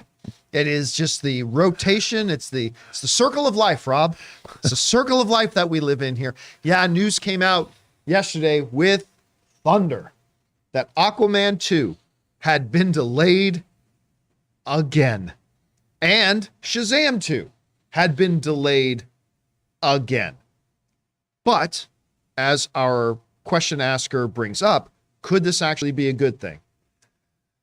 Maybe, depending on your point of view. I mean, look, first of all, let's look at the story here. This comes to us from the folks over at Variety, who wrote the following. Deadline has learned that James Wan's Aquaman and the Lost Kingdom needs more time in post-production. So it's moving from March 17th, 2023 to December 25th, 2023. You'll remember the first Aquaman movie was released during Christmas of 2018 and made $335 million domestically and worldwide as one of the $2 billion grossing DC pictures alongside Todd Phillips' Joker. To backfill that March 17th space that Aquaman was now leaving open, and also to capitalize on an Avatar-less March, David F. Sandberg's Shazam! Fury of the Gods will be moving off its December 21st release date and heading to Aquaman 2's old date. Look how great the Batman was with its March opening with $134 million and finalizing at $369.3 million domestically alone. Another thing, Shazam 2 will have access to IMAX screens on its new date, a premium ticket format that Disney will otherwise be sopping up this December with Avatar: The Way of Water. Okay, so let's look at the two different movies and their scenarios. Let's start with Aquaman because that's the one that kicks really all of this off. I was reminded last night, you would remember this, I didn't, but at CinemaCon, during the DC and Warner Brothers presentation, James Wan said something that I'd completely forgotten about. And that was, I'm not 100% sure we're going to have the film ready in time. And all of us, I think, like myself included, I just kind of let that wash away. Say, oh, obviously it's going to be ready in time. So I completely forgot. I was talking to one of our mutual friends last night in the industry who reminded me of that. Said, like, John, don't you remember at CinemaCon, James Wan said, I'm not even sure this movie's going to be done in time. Now, Rob, actually, when the news first broke, you and I were together when we first read the news that they delayed it. The very first thing you said to me, you reminded me that you have been saying for a while that don't underestimate the backlog of work with the VFX pipeline right now. It is backed up like crazy. For all these movies. For all of these movies. And so Deadline, which was the story, which is the trade that broke this story, said they just weren't going to be ready in time. And you know what? When you ask the question about could it be a good thing, they always wanted Aquaman to come out in a Christmas season, because that's when the last Aquaman movie came out, made $1 billion at the box office. That's when they always wanted it. So they probably looked at this and said, okay, I mean, if we're not going to have it done, we'll move it to Christmas, and that's where it's going to live. So there's that. With Shazam, it then became an opportunity because they were going to be going up against Avatar, which you and I both think was fine because there's a lot of business to go around during the Christmas season. A lot of business. A lot of water. A lot of water to be spilled over that bridge. But one of the things that neither you and I considered that is in the report is that guess who booked all the IMAX screens? Avatar has all the IMAX screen books. So Shazam! Fear of the God wouldn't be able to play on any IMAX screens. So I'm sure if you're Sandberg, you're the director saying, okay, one, we don't have to go head to head with Avatar. And two, we get to have IMAX screens. This is probably a big win. And for Shazam 2, it's not that big of a move. It's only a couple of months, so it's not that big of a deal. But while all that may be true, it's still not a good look. This is what, the third time Aquaman has been delayed? Maybe fourth? I can't quite remember or keep track. And Shazam just keeps hopscotching around the schedule. And again, for Shazam, this is probably better news than anybody else. Like for Shazam, again, you don't have to go up against Avatar. You get IMAX screens. It's only a couple of months. It's not that big of a deal for Shazam. But it's the Aquaman thing, like delayed yet again. But hey, if you're not going to be ready, you're not going to be ready. They probably could have moved this from like March to August and gotten a summer release, but they seem like they really wanted it as Christmas. Anyway, Rob, with all this information flooding in, you look at this, how do you see it? Well, I mean, obviously with Aquaman, dude, I can't even imagine the effects load on this film because the first movie was insane. The effects work was insane. I would imagine there's probably very few shots in the film that aren't special effect shots. So you're probably looking at 2,000 shots. And I can see exactly, when Sonic 2 was going to come out, the Paramount executives were wondering if they were going to be able to make their release date obviously Sonic is a CG character, but they were worried they weren't going to hit the date because they couldn't finish the effects. But a movie like Aquaman, and you think about what's being done, you've got all of the superhero movies require effects work. Then there's movies like Avatar. There's only so many places on Earth that can do this kind of effects work at this level. So I'm sure there's been more demand for it right now than ever before, compounded with the delays because of the pandemic production. It's created a huge clog in the pipeline. And even the TV that's being done. Yeah. How many effect shots are on TV now with all these genre shows? With Foundation. And, the Star Trek shows, She-Hulk, the Marvel stuff, I can't even imagine. I mean, I'm sure they've got like effects houses in Pakistan, a friend of mine worked on one. They did Big Ass Spider in Pakistan, and they're doing some great work there. I mean, I think every country in the world's going to have an effects house at this point. But I think it's probably, look, like you say, it's not a good look. It is a little worrisome, but remember, the general audiences don't pay attention to release date changes, really. They're just like, well, when the trailer is being shown and the movie's going to come out, we'll go see it. How long did Top Gun 2 Maverick get delayed? So I don't think it's necessarily a bad thing. I mean, for us, it is. It's not a good thing. It's especially Warner Brothers. Yeah. I mean, Warner Brothers, on one hand, well, okay, we're going to release Evil Dead Rises to the theaters. Well, that's good. But is Flash even a real movie? We don't know. I mean, remember when, how many directors were going through that? So I don't know. I mean, I just want good movies. By the way, there's a couple things I want to touch on here. One is this, pure pulling it out of my ass speculation. I think within the next 2 weeks, we get an announcement that Flash is moving to December this year. Now that it's vacated, now that that's gone, now that's an open spot there, I think they can take Flash and move it up and drop it in that date. Again, don't quote me on that because I have not based that on any real information whatsoever. Quoted. Although that film's been done for a while, so it might not. But on the other hand, maybe part of the reason they did push it to June of next year is because of effects. I mean, that's another possibility here. In which case, it wouldn't be done anyway. The other thing is there's a bullshit rumor going around. So I think it was either Variety or the Hollywood Reporter. Hollywood Reporter. Or the Hollywood Reporter? With the marketing budget. Yeah. So one of the writers of an article in the Hollywood Reporter speculated, Right. speculated, saying it could be that, there's a scenario where maybe Warner Brothers didn't have the money to release the movie this year. Okay. Number one, then people took that and ran with, Hollywood Reporter is reporting that Warner Brothers doesn't have the money. That is not what Hollywood Reporter said, number one, but everybody took that and ran with it as headlines. Number two, how stupid do you have to be to actually believe that?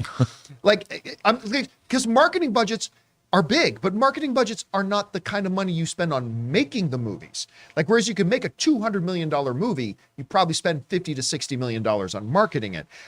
Every once in a while, you get an Endgame where Marvel spent what on Endgame? Like $175 million on that, but that is very, very rare. That's very rare that they spend that much. So no, you got to be all kinds of dumb to believe that, they moved it because they don't have the money to market it. No.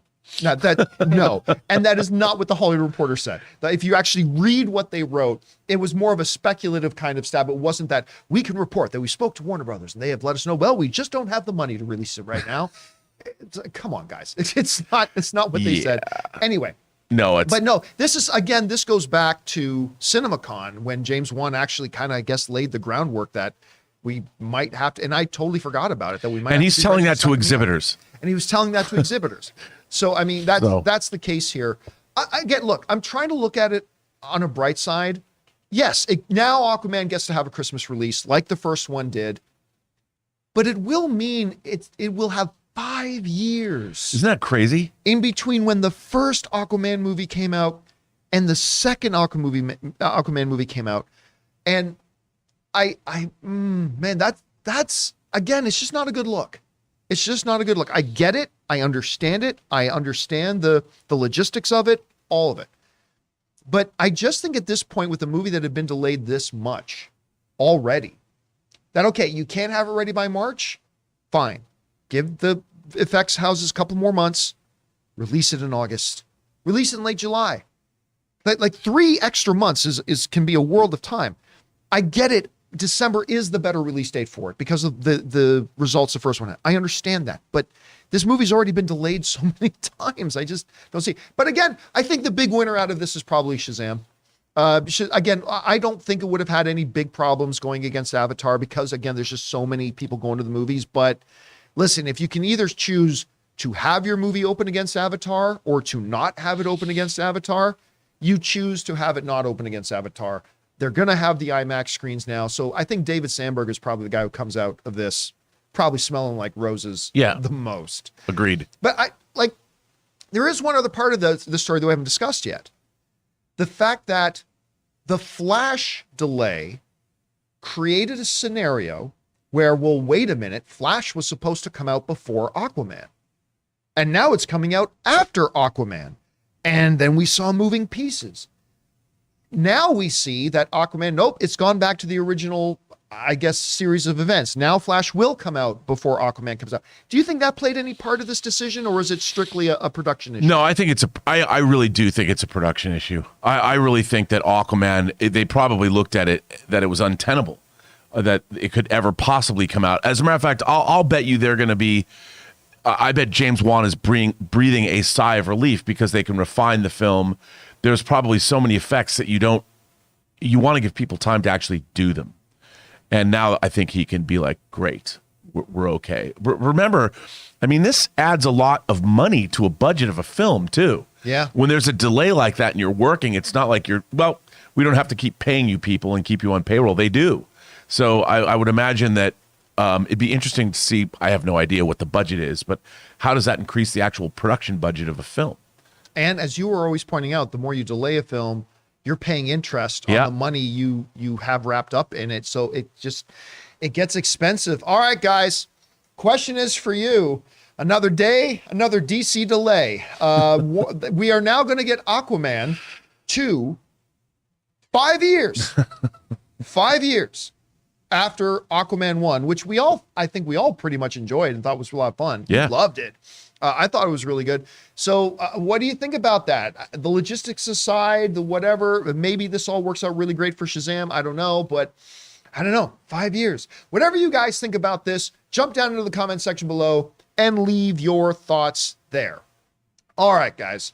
With all that down now, we're going to open up the super chats and open it up to you guys. We want to hear your thoughts, opinions, theories, speculation, questions, whatever you have. Rob and I will read them off and we will address it in the second half of the show here. Now, before we get over to reading those questions, we're going to take another second here and thank one last sponsor of today's episode, our friends and my phone service provider at Mint Mobile. We want to take a second and thank the sponsor of this video, Mint Mobile. After years of fine print contracts and getting ripped off by big wireless providers, if we've learned anything, it's that there's always a catch. So when I first heard that Mint Mobile offers premium wireless starting at just $15 a month, I thought, what's the catch? But after talking to them and using their service, it all made sense. There isn't one. Mint Mobile's secret sauce is that they're the first company to sell wireless service online only. They cut out the cost of the retail stores and pass those sweet savings directly to you. And guys, I have been using Mint Mobile for months now, and I could not be more thrilled with the service. I also couldn't be more thrilled with the fact that my phone bill now is literally 1/3 of what it used to be with my previous major carrier.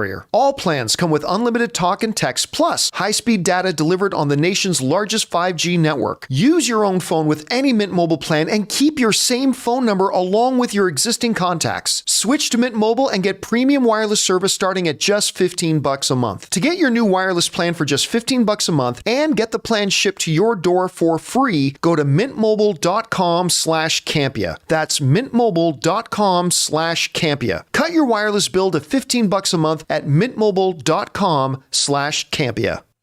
And thanks to our friends at Mint Mobile for sponsoring this episode of the John Campea Show. Now, before we get to your chats and thoughts and all that, Ray, Yup. we got some premium member stuff. Yeah, we got one from Suthius. All right. He writes, "The fantastical within the mundane is something I love, but I also love the fantastical amongst the mundane, how each is treated by the public." That's a good quote. I like that. I mean, I think that kind of speaks to the appeal of something like Sandman. There is the fantastical and the mundane, or Amelie. Amelie has the fantastical and the mundane. One of my favorite movies of all time. Anything you're saying. All right, Ian S. Right. Love She-Hulk episode 2. But yeah, I also said out loud. That's it. So glad it's 9 episodes and not 6. Yeah, I think both John and I are on the same page with that in the sense that we wanted more. You know, it just seemed you didn't even get the meal that a sitcom episode would give you. Right. Because they always present a scenario and they play that scenario out, and then at the end of the episode, there's kind of a nice wrap it up in a bow conclusion. Right, because usually sitcoms have all those commercials. Like if it were on, like, let's say Channel 7.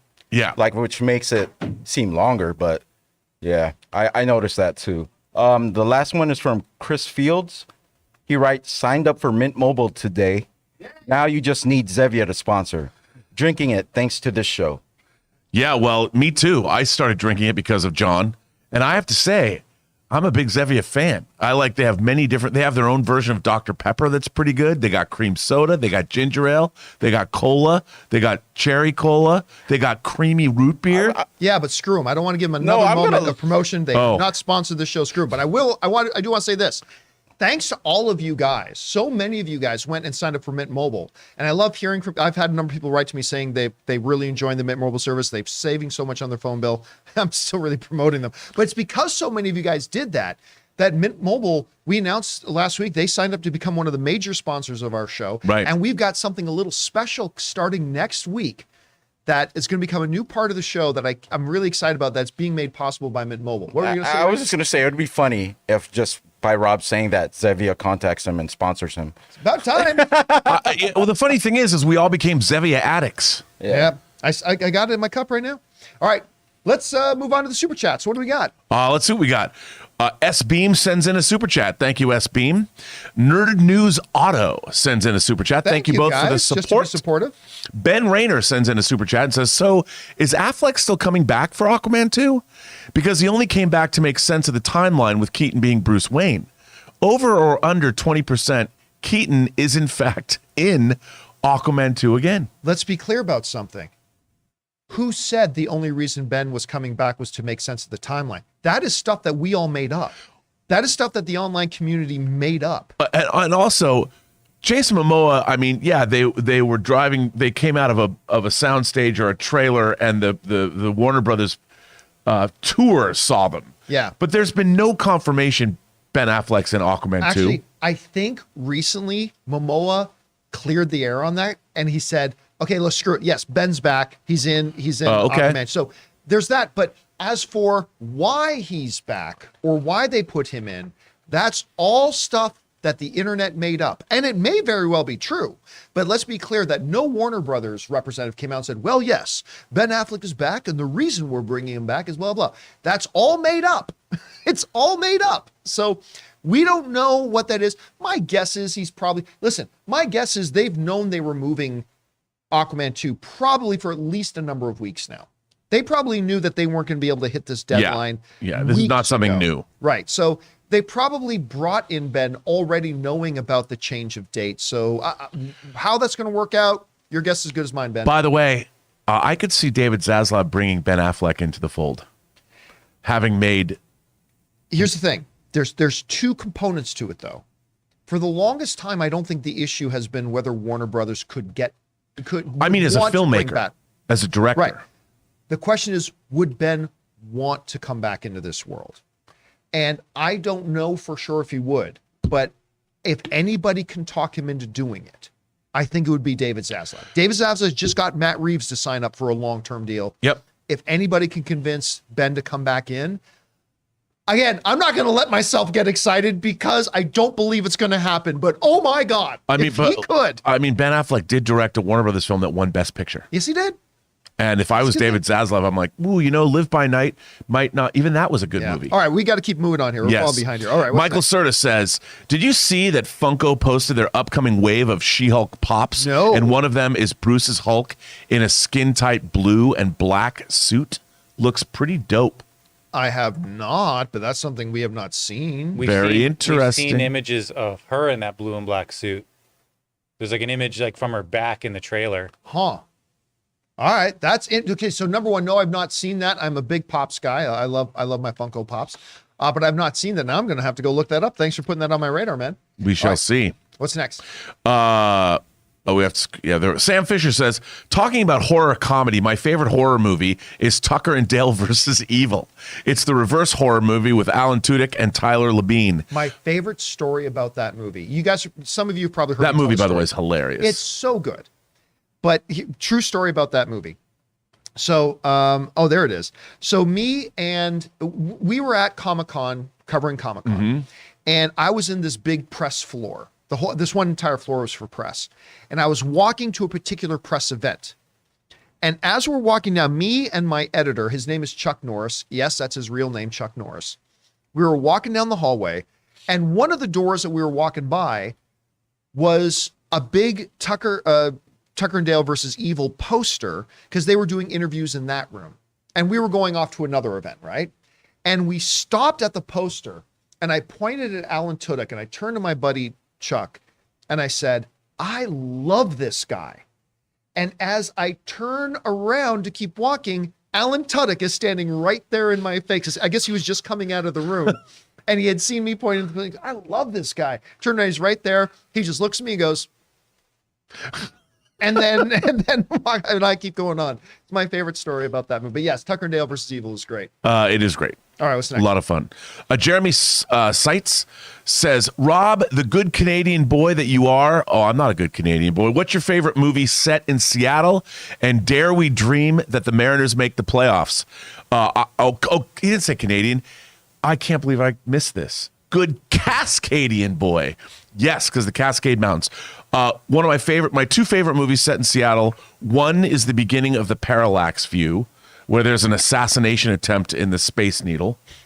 And two, Singles. Cameron Crowe's Singles. Oh, yeah. Is probably my second favorite Seattle set that takes place in movie. Seattle. Yeah. So there you go. Yeah, one of the most successful long-running TV shows of all time, Grey's Anatomy, takes place in Seattle. And here come the brides. The bluest skies you've ever seen are in Seattle. And, go Mariners. Let's see what happens. All right, what's next? Sin Vendetta says, John Robb, I'd be very interested if you both collaborated in writing a book based on both of your shared and individual experiences in the movie industry. I think it would be a fascinating read. No, mine would not be. I have very, very limited. I mean, Yeah, but you directed a film. I mean, I directed a film, but not in the studio system or anything like that. I mean, you want James Gunn writing a book like that. Yeah, You want, it's true. You want people like that, right? I mean, you have infinitely more experience in that world. But I haven't done much either. I mean, all the films I've made are I've done a lot of you've been work. a part of Yes. a lot of big films. It's a lot true. You've been around. You've been in the room. That's true. But I've been on the outside. I've always been from more of So a I think you would journalistic. have a lot more interesting stories to tell than I would. I mean, I could Big definitely. Starlighter. He's been Big on Starlighter. that. Well, there's Let me that tell you, too. Big Starlighter. I mean, I could Yes. definitely write a book about my side of the movie world. Oh my God, I could write a book about all the stuff about the internet world of stuff, but not really the movie world. Like that would be more for guys like Rob and stuff like that. All right, what's next? I wouldn't have anything to say about Warner Brothers or like DC or don't even ask. Like, why are you? I am not. Why are you even No, I asking am me? not making a Batman movie. Let me just say, I'm I not don't even know making why a anyone Batman would movie. yeah. All right, what's next? Andy says, one of two. I played the Batman scene where Something in the Way first comes on and swapped out the song for How You Remind Me by Nickelback. Nickelback works. Nickelback right up here. always works. Is there a second So part? well in that. Nickelback works so well in that scene. I can even argue that maybe it's even better for the scene. Laugh out loud. Tell you one thing you could say about Nickelback is the rhythm of their tunes you can fit into a lot of movie stuff. You really could. It could work in there. That's probably the best thing. By the way, good Canadian band. More successful than 99% of the bands that have ever tried to make it big, but just want to throw that out there. This is how you remind me. All right, Come on, what's next? Zaslav. Nickelback Discovery. Nickelback Discovery Plus Talk Sign Mac. them up. Sam Fisher says Marvel spending 175 million marketing Endgame had me asking, does Marvel pay for EW to run a massive cover story like they did for Endgame or vice versa? No, magazines and outlets like that don't pay for that. They actually bring up the question again. I just want to make sure I get the wording right here. Does Marvel have to pay for EW to run a massive cover story like that? No. I mean, they just get lucky enough that they're the ones who get to break that kind of big exclusive stuff, and they have a long-term relationship in doing it. So, I mean, I don't know. There might be back-end deals of like, we'll buy certain advertising, whatever. But in general, no, unless you've heard otherwise. No, and also remember, Entertainment Weekly, when it was a print magazine, was everywhere. It was on end caps and supermarkets. It was the movie. Yeah, absolutely. They had some nice covers. So too. people wanted their movies there. They had some of the like them and Empire Yep. had the best covers. Like, Oh even yeah, better, like Empire Vanity still Fair- does. I love Empire. Vanity Fair, every time there's a new Star Wars movie, does something like they have Yep. a great spread, right? Fran But, Lebowitz shoots him. but good. EW had the best covers, man. They totally did. All right. Yeah. What's next? Al Renshaw says, is Captain America Star-Lord's grandfather? I saw the meme and then saw John post it as well to the community tab. Could he go all day? Okay. So, Jonathan, you might want to find this. It's in the community tab, a couple of posts down the community tab. So, somebody shared this meme with me on my Facebook account. So I took it and I put it in our community tab. By the way, if you're one of the subscribers to our channel, you should take a peek in the community. We share stuff in there all the time. But there was this meme. Jonathan, I don't know if you've been able to find it yet. But basically it's this. It iterates the fact that James Gunn at some point said that, yeah, at some point in his past, Captain America met Star-Lord's grandmother. And then it's something along. Are you having trouble finding it, Jonathan? Yeah, I'm just. It's just it's only like 3 or 4 posts down in the community tab.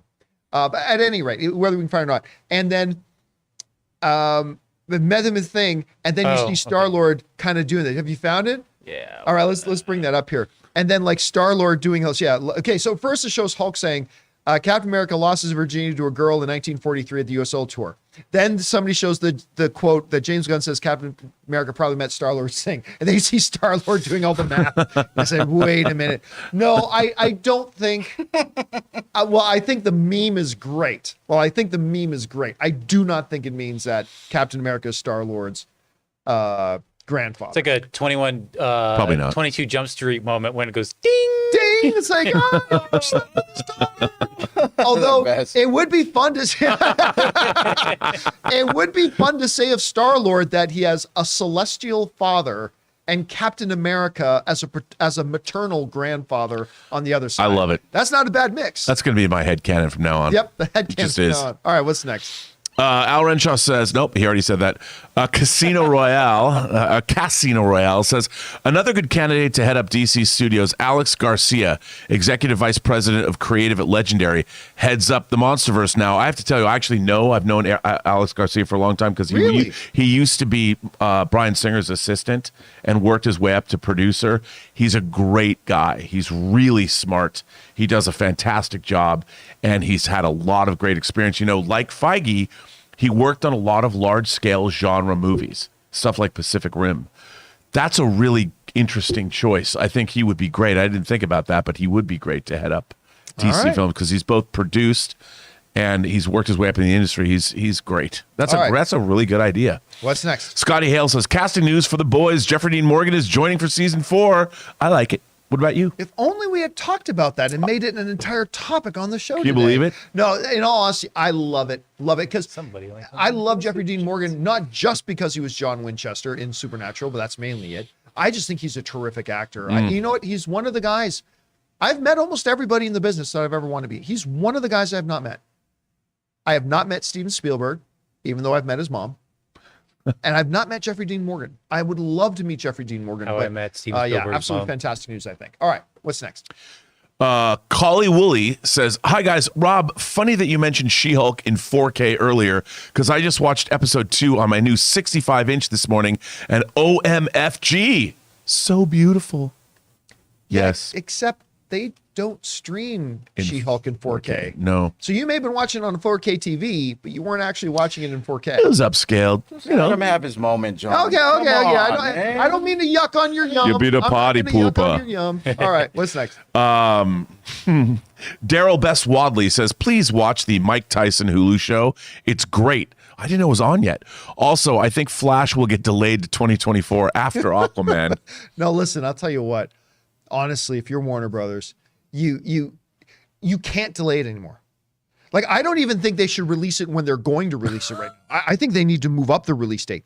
But you cannot delay this movie anymore because you want to get this movie in theaters and in your rear view mirror. You want to get all this Ezra nonsense. You want to be able to get the movie out so you can put Ezra behind you and then move forward without Ezra and get all this nonsense. Because as long as this movie has not come out yet, this will be floating around like a fart stink in the air. And like it is just going to be lingering there until they get this movie out in their rearview mirror. So I don't think they're going to lay it anymore. I can't see them doing it. No. All right, what's next? But the Mike Tyson show is supposed to be good. I I won't heard watch good it. things. Ken Stanza, is Office Virgin still coming? Okay, long story short, I can't go into detail. We've already shot some of the Office version. We've already shot it. But there is a potential partner that we have some representatives having some discussions with. And so it's kind of on the back burner for now. More information to come. All right, what's next? Corey Hensley says, saw an article that the Batgirl director tried to retrieve the film's footage only to find that it had been deleted. If true, that's a pretty definitive end. No, he had gone to retrieve it to find out that they don't have access to it. Right.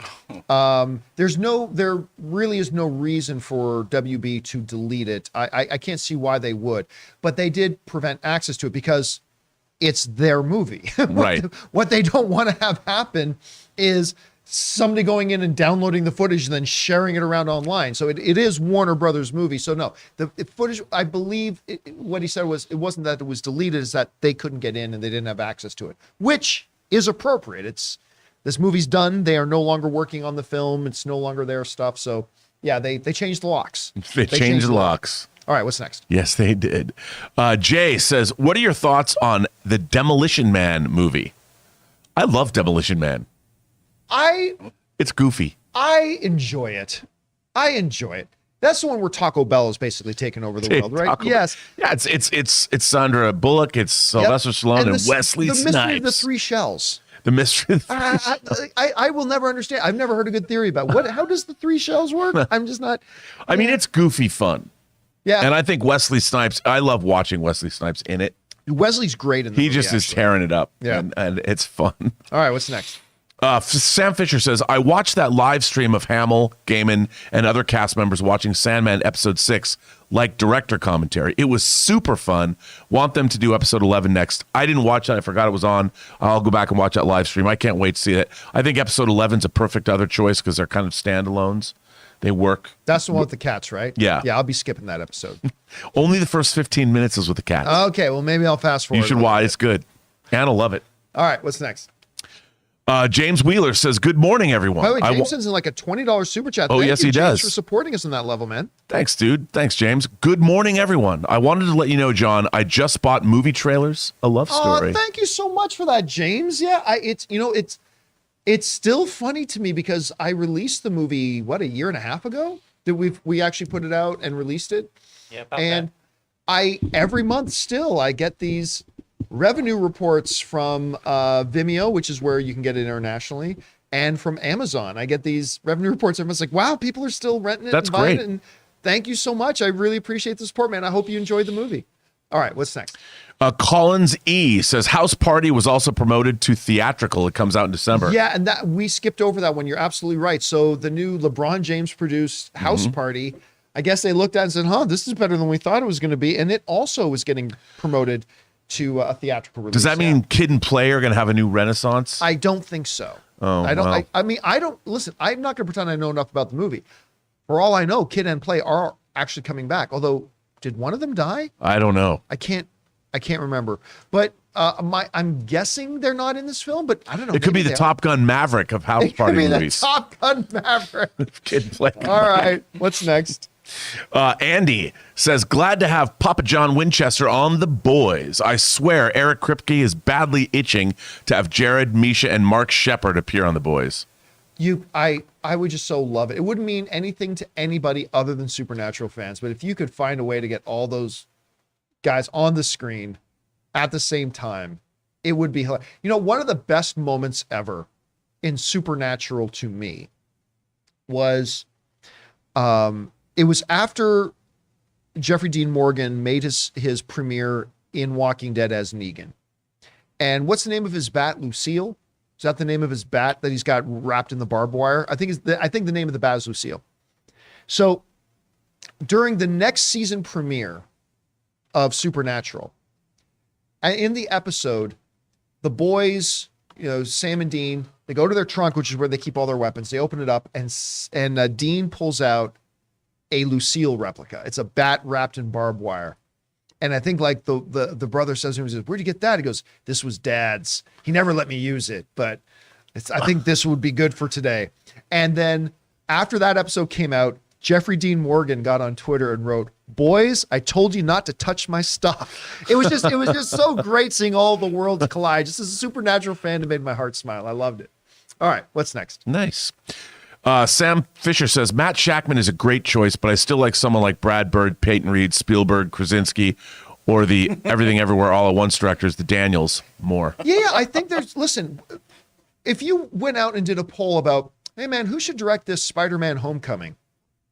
The actual number of 0 is the number of people who would have said, John Watts. Right.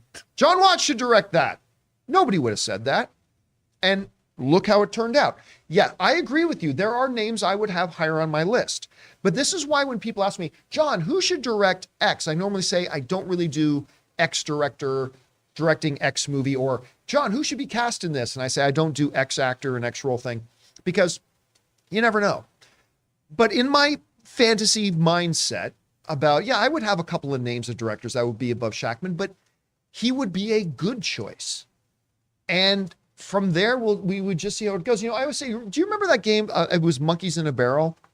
This was like a toy that was even out before I was even born, but it's like a plastic barrel. Yeah, and they have the curved things. You link A bunch them all of together. plastic monkeys with curved arms, Yeah, I and you remember used that. it to hook other things and pull them out, right? So my thing about like a director in a movie is that it's not really so important to me as a fan that they pick the right monkey. It's that they're picking out of the right barrel. And I think there's a collection of directors who could be great at directing Fantastic Four. And Matt Shakman is one of the guys that I think he's one of the monkeys in the right barrel. And as long as you get somebody like good, talented, solid director, he is one of them. So I would be totally happy. But yes, obviously, if they were to name, Brad Bird is another great name, but people only say that because he directed The Incredibles. But still, he would be a good name. I'd be excited. All right, what's next? Movie Fan 109 says, it's sad to me that I'm looking forward to new episodes of High School Musical, the series, than She-Hulk after this last episode. Again, I like I'm so conflicted because I like the episode. I mean, let me rephrase. I like everything I saw in the episode. Right. For the very limited time that I saw any of it. Yeah. It just ended in such an unsatisfactory way. But again, later today, 3 p.m., we'll talk about all the great stuff that we did see in it. All right, what's next? Elmist says, I started For All Mankind and I've been hooked. I binged 2 seasons in 3 days. Thank you, Rob and Ray. It's an addictive show. That's some hardcore binging. With characters that you love. That's better than hearing about sour cream and mozzarella. You only say that because you haven't tried it. Once you do, you're going to be hooked. You're going to be making it at home. Free All Margo. Mankind won't kill you. Well, that's not true. I mean, they killed a lot of people on that show. All right, what's next? Jay Master says, Disney 20th Century Studios has released a new trailer for a new movie. Oh, yeah, that's Brahmastra Part 1 will release September 9th as part of the Astroverse of many movies of ancient India fantasy mythology. Have you seen this trailer? I have not. It's I've insane. not even heard of this. Yeah, it's again, it's a giant epic fantasy Bollywood production. It looks crazy. The trailer's great. Oh my I didn't God. realize that Disney was releasing it though. I got to tell you though, I'm a little, what's the word? I'm still a little burned on India cinema right now. And it's only because of a bad experience. Like I haven't mentioned on the show. So you guys know, I haven't seen, I've been waiting to watch RRR, right? And so I sat down, this is a couple weeks ago, I sat down to watch RRR and I got about 15 minutes into it. Now, you know me, I love over the top ridiculousness. If it's done a certain way, like Everything Everywhere All at Once, my favorite movie of the year. But I sat down to watch RRR and I got about 15 minutes into it. And I was just like, this isn't clicking with, like, I can see what the nature of the show is. I can see the tone of the show or of the movie. I can see what it is. And this is not clicking for me. Like I watched this one scene. And it's an acquired taste. I can understand that. I realized this one isn't for me. So I stopped watching it. And I even tweeted. I tweeted, guys, I watched the first 15 minutes, Triple R. I watched this particular scene, realized it doesn't have my interest. It's not for me. I'm going to go watch something else. I didn't bad talk the movie. I didn't say this movie sucks. I didn't do anything like that. Oh my God. The vicious vitriol that I got thrown at me because I said, I watched 15 minutes of the movie and it's not for me, was unbelievable. It was unbelievable. And it was like, I didn't come out and say, wow, this movie sucked. I said, no, I watched this. It's lost my interest. It's not for me. I'm going to go watch something else. And it was like, oh my God, the backlash. So now I'll be honest with you. I am very trigger shy about ever talking about Indian cinema again. Yeah. I mean, because like the backlash I got for making that statement was stupid. It was pure stupid. I had a friend that I took to see John Woo's Hard Boiled. And I'm a huge John Woo fan. And he just, like you, it wasn't for him. He couldn't deal with, I mean, Hard Boiled is a pretty over-the-top movie. And if you're not used to that kind of thing or it's just not your jam, he just was like, I can't get through this. And I'm like, I get it. I totally understand. Yeah. But some things just, people like certain things. It's just like you said, all movies are subjective. Yep. I still today, I have people say, you know what? Because Star Wars is an old film. Saying, you know what? I finally sat down and watched Star Wars for the first time. I couldn't get more than 30 minutes into it. I'm like, hey, you know what? Not every movie's for everybody. That's totally fine. And there is people have to admit that there is a certain over the top nature to RRR that, as the viceroy of verisimilitude, I would say not a whole lot of verisimilitude there. Yeah, but it is what it is. By the way, if you want to watch an interesting Indian film, you might like Lagan, which is about cricket. the game cricket. Ooh. It's a sports movie. It's really good. All right, what's next? Andy says Everything Everywhere All at Once was released exactly 5 months ago. Wow. And it's still playing in my local AMC. I love the support and legs this movie gets. Again, over the top for sure, both in its humor and its action, all that kind of stuff. But for whatever reason, it clicked with me. It is still my number one film of the year. I've yet to see anything that's better than it. Although, when does The Whale come out? Oh, I don't know. Does it come out this year though? I think it does. Because Brendan Fraser. the Brendan Fraser new movie, I am really starting to die. I'm dying to see that. You know, they also released a trailer for Noah Baumbach's new movie, White Noise, White Noise. based on Don DeLeo's book with Adam Driver. And Adam Driver in the lead. I can't wait. I love that book. So All right, what's next? I can't believe it got The made. Whale is expected. Well, no, it doesn't come out this year because it says post-production expected September 2022. So That's- 2022 would be this year. Oh wait, but it says expected. I think it's going to be at festivals, though. Festivals, but are they going Maybe to try at to get it Toronto. out for Oscar consideration Yeah. before December? I have to look that up. All right, what's I'm next? not sure. Nerd on film. Hey guys, have any of you watched Reservation Dogs? Yes. I think it's the most underrated show on TV. Sorry for all mankind. I don't think it's the best show on TV, but and I wouldn't even say it's underrated, but it's underseen. Not a lot of people have watched it. Like it's clever. The young cast in it is really good. And I've only seen a few episodes. Ann was the one who got me turned on to it. Yeah, it's good. I really liked it. And last week NPR did a really great story with a woman who's one of the producers of it that I thought was fascinating to listen to. All right, what's next? Unknown says, I've never seen Game of Thrones or Lord of the Rings, but I want to watch House of the Dragon and Rings of Power. Is watching the originals first a must? No. They're both Well, I mean, prequels, so I would say no. Yeah, having not seen the new Lord of the Rings show yet, which I'm going to see the first 2 episodes on Wednesday in a theater. I'm so excited about that. But I can't answer that about Lord of the Rings. But having seen the first episode of Rings of Power or of House of the Dragon, while there will be some references you won't kind of get unless you've seen the original Game of Thrones, I think you're perfectly fine to just go in and start watching. It's just a great show. It stands on its own. The first episode is great, and I enjoyed it immensely. So I'm going to say I don't think you need to watch Game of Thrones first. Wouldn't hurt, though. What do you think? Yeah, I don't think you have to watch Game of Thrones first, but yeah, like you said, it wouldn't hurt. But that's a commitment. There's Yeah, it 8 is. seasons of TV, Yep. and 6 of those seasons were 10 episodes, so you're looking at 72 hours total or something? Yeah. That's a lot of work, All right, what's next? but good work. Anubis Genocide says, what are the chances She-Hulk ends with the classic Hulk TV show theme? 0, but I would dig it. Yeah, I would too. Dun, dun, dun. She's not as sad as David Banner No, was. this is a much more upbeat show, but I would get a big kick out of it if they did. All right, what's next? Al Renshaw says, saw a trailer for a South Korean film called Alienoid, and it looks great. What's not to like about robots, aliens, samurai, and some time travel? As Rob would say, a movie is always better with ninjas. Dude, I'll tell you what. I'm kind of addicted to a couple of YouTube channels that just kind of do summaries of a lot of Korean film. And there's a lot of those. Now, I don't heard of this one, but I've seen about 20 recaps of movies that sound exactly like that. And all of them, I feel like, damn, I'd like to watch that sometime. There's an epic Chinese science fiction movie that's, I think, opening in the first week of September called Future Soldiers or something. Hot Toys is even already making Really? figures from them. Yeah, and it's like plants destroy the city. I don't know what's going on. Watch the trailer. I'm like, that shit's dope.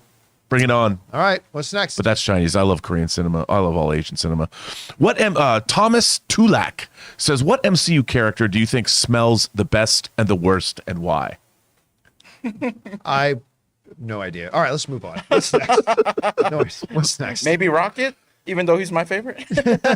Rocket probably smells smells the good. worst. I see him as having good hygiene, so he probably does. James Argenta says, I assume there will be an Indy 5 trailer and or footage at D23. Do you think they will make it public with it not coming out until June 30th, 2023? That is a very good question because Disney at D23, they just did it at CinemaCon. Or at Comic-Con. They released the Black Panther trailer, but they didn't release the Guardians of the Galaxy teaser. You know what? I hadn't even thought about it, but I think you're right. Number one, yes, I think they will show us Indiana Jones. They're going to also tell us what the name of the movie is. Yes, but I think the name already got leaked. And did it? Yes, and I forget what it was, but I think the name's already been leaked. But I do think they're going to show us either a teaser or some footage of Indiana Jones, and I don't think they'll release it to the public because the movie is so far away. I don't know. What do you think? You know what? I think so many people they're going to want to start the buzz. And did you see that picture? I don't even know if it was legit. A picture of Harrison Ford de-aged. They had him as Indiana Jones now, and then right next to it, if it's actually, I didn't know where it was from. If it was from something, it's incredible. I've not heard of it. It was incredible de-aging because apparently he does fight Nazis in the past or whatever. I don't know. All right, Who knows? I'll look around for that. All right, what's next? My five head says, "Hey Rob, have you seen the 30th anniversary box set of Alice in Chains Dirt? Can't believe it's been that long." And P.S. AIC is the true Seattle goat. Okay, look, I understand Alice in Chains is a great band. I do not have the 30th anniversary box set. I'm not gonna lie, I was never a big Alice in Chains fan. Well, yeah, I mean, I wouldn't say there's a lot of people will say that Mother Love Bone is the Seattle goat But come on. or You ask any general person in the world, when you think of the Seattle music scene, what's everybody gonna say is the first thing that comes to mind? Nirvana. Right? I mean, that's they are the poster child of the Seattle music scene. Are they not? Is that fair to Nirvana, say? Pearl Jam. Pearl Jam too, yeah. Yeah. And But but then you can go all the way back. Jimi Hendrix is from Seattle. Heart. I didn't know that. Yeah, Heart. Yeah, so there's a lot of great musical talent in Seattle. Macklemore. I'm still popping tags. Was Soundgarden from there? Sir Mix, yeah. Chris Cornell. Soundgarden was from there. Sir Okay. Mix-a-Lot. No. Oh yeah. Really? He lied, and I like big butts, and I cannot lie. So All there you right. go. Another Seattle boy. You can go see his Lambos at Dick's Drive-In up on Broadway. My posse on Broadway. Fifi says DC movies aren't real. There's no Easter Bunny. There's no Tooth Fairy. There's no Flash movie, and there's no Aquaman 2. It was all Laugh an out elaborate loud. ruse. It was a All right. By the way, I'm going to throw out the tinfoil hat, completely messed up theory of the day. Uh-oh. Are you ready for this? Try it. And it doesn't really have anything to do with Aquaman 2, but it is DC related. Okay. All right. I have, let me be very clear. There's a very unlikely chance that what I'm about to say has even 1% of truth to it. All right. But this is my tinfoil hat, wild out there theory of the day. Mm-hmm. Okay. Here it is. Got your tinfoil hats on. You ready to get all conspiracy theorist on me? All right. I'm scared now. Batgirl. Did you see today that I guess one of the smaller supporting actors in the movie put out this big, long personal letter to Dave Zaslav pleading to let the movie be released and all that kind of stuff, right? Okay. Follow me here. And they're showing it, by the way, to the cast and crew. Yeah, they said they're calling it a funeral screening, but I don't think Warner Brothers call it the funeral screening. I think some other people have dubbed it the funeral. They're going to do a funeral screening of it where they're going to get the cast and crew worked on the movie together, be able to watch the film and whatever. We gotta All go. right. What if this is all an elaborate ruse? What if Warner Brothers is trying to recreate a release the Snyder Cut moment where they artificially get people to start, they're trying to get people to start writing, no, release Batgirl. Now we've got actresses who are in the movie releasing these big public pleas and blah, blah, blah. And what if this is all one big work where like a couple of months from now, the plan is Warner Brothers will come out and go, well, we've heard this outpouring of support for Batgirl. And you know what? Because just of sound like you Bill and things- Ted. What's that? You sound like Keanu Reeves and Bill and Ted. Yeah, Keanu himself is saying, whoa, like we've heard your cries for Batgirl, so we are going to acquiesce to you, the fans who wanted this and what if this is all one big setup? No. What a twist. No, it's not. And I'll tell you why. I mean, I could see that kind of scenario, showmanship, P.T. Barnum, William Castle, the Tingler kind of marketing. I think the problem with that is that the Snyder Cut actually is I loved it. I mean, I thought, but in this case, if Batgirl wasn't the greatest thing in the world, they still end up with a bad movie that damages the brand. That's true. Yeah. Like again, I said it's less than 1% chance that is true, but it's just when I saw that actress put that out, I thought, what if this is all orchestrated? Well, what I love is if they're going to show the movie, even if it's not quite finished, that means somebody has a file of it. And that means somehow, some way Yes, but they've already blocked access to that file. yeah, but that movie's it's going to get out. Somebody's going to get it. Someone's got access to it. Somebody has that movie right now in their house. Maybe it's only David Zaslav who has it. Maybe. But it could be, I mean, the way it's really interesting. I was looking at let's just say I was looking at, how can I put this without, they have a very interesting way to look at TV and movies now, studios do, to show you things where you have to go, it's a new online, very, very secure server. It's interesting. Yeah, well, they got to be so concerned about security these days. All right, what's next? Yeah.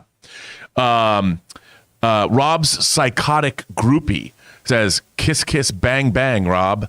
Or kiss, kiss, bang, Rob. Okay, that's dumb. Move on. What's next? I guess that's what psychotic groupies do. Hut359 says, the horror movie that messed me up most was Cat's Eye. Saw it at a neighbor's when I was 3. Okay, I can understand. Couldn't deal with the open bedroom closets till I was in my late teens. What is Cat's Eye? I'm not Cat's Eye is a Stephen King adaptation. That's 3 different stories, and it's a movie you probably would hate because it's got a cat in it. Is the cat portrayed as an asshole? No. Oh, okay, too bad. Otherwise, I might have been down for Yeah, it. it's accurate. Yeah. Does the cat save the day? Yes.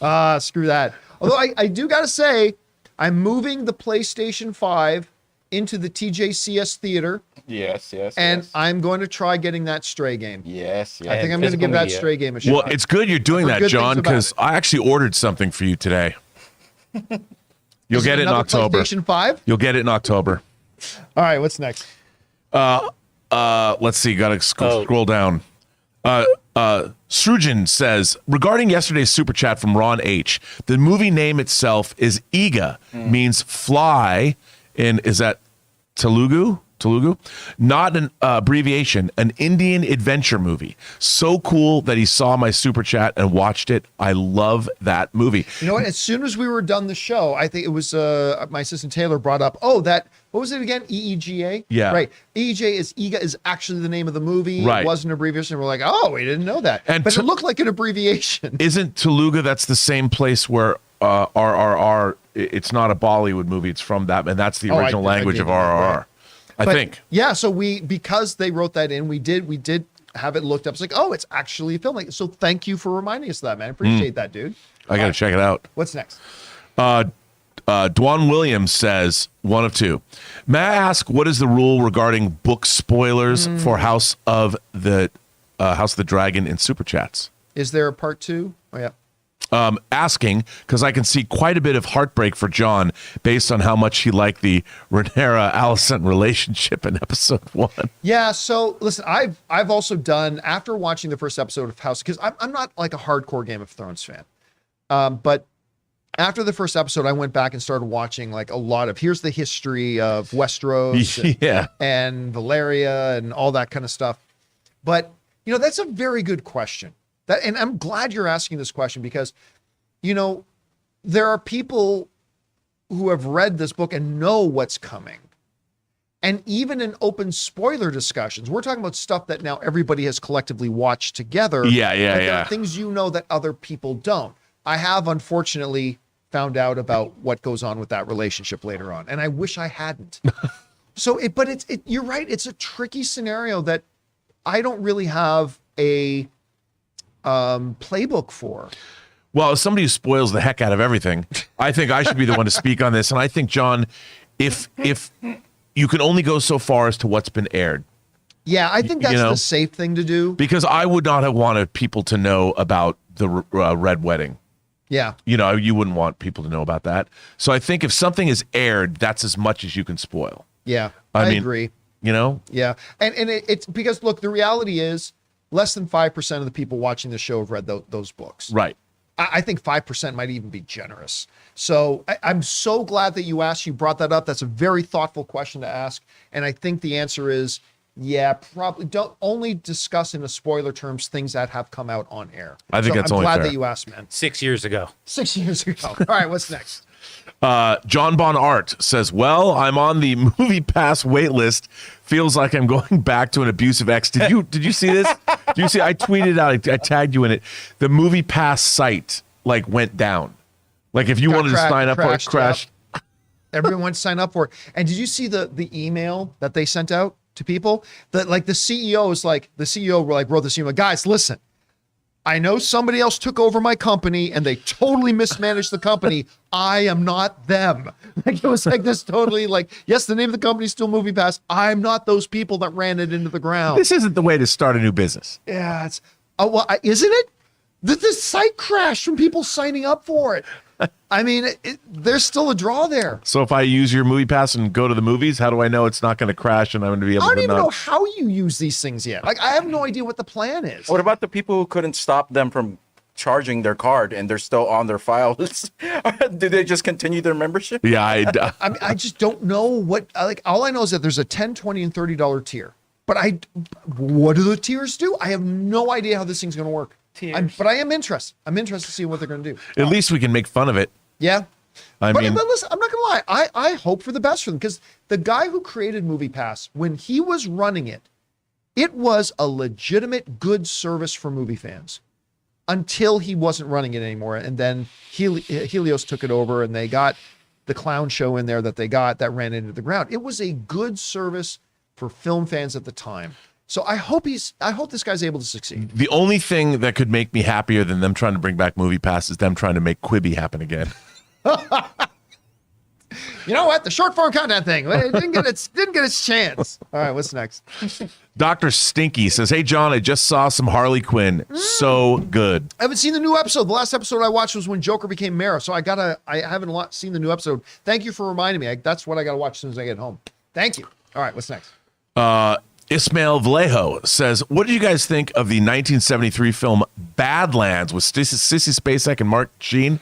It's Terrence Malick's first feature. I was going to say it's a film that I watched for the first time because my buddy Jeff said, "Oh, we should watch this," and it was the first time I watched. Probably about 5 years ago. I dug it. It's really good. Yeah. My only issue with it is I have a lot of trouble sympathizing with his character. Yeah. Especially when, okay, spoiler, whatever, but when he gets those two kids in a shack, it's like, okay, he's just going to lock them and get it, but you got to like shoot, you got to pop off.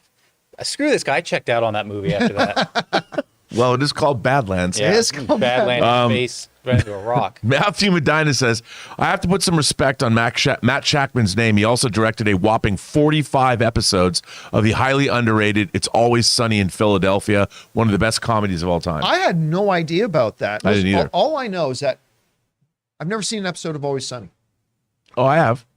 I've It's good. never heard anything but good things about it, though. And the people who are fans of it are passionate fans. Oh, yeah. So that's a really good bit of information to have. Thanks for sharing that, man. All right, what's next? You got scrolled. There we go. Jay says, would rank Hans Gruber as the top movie villain?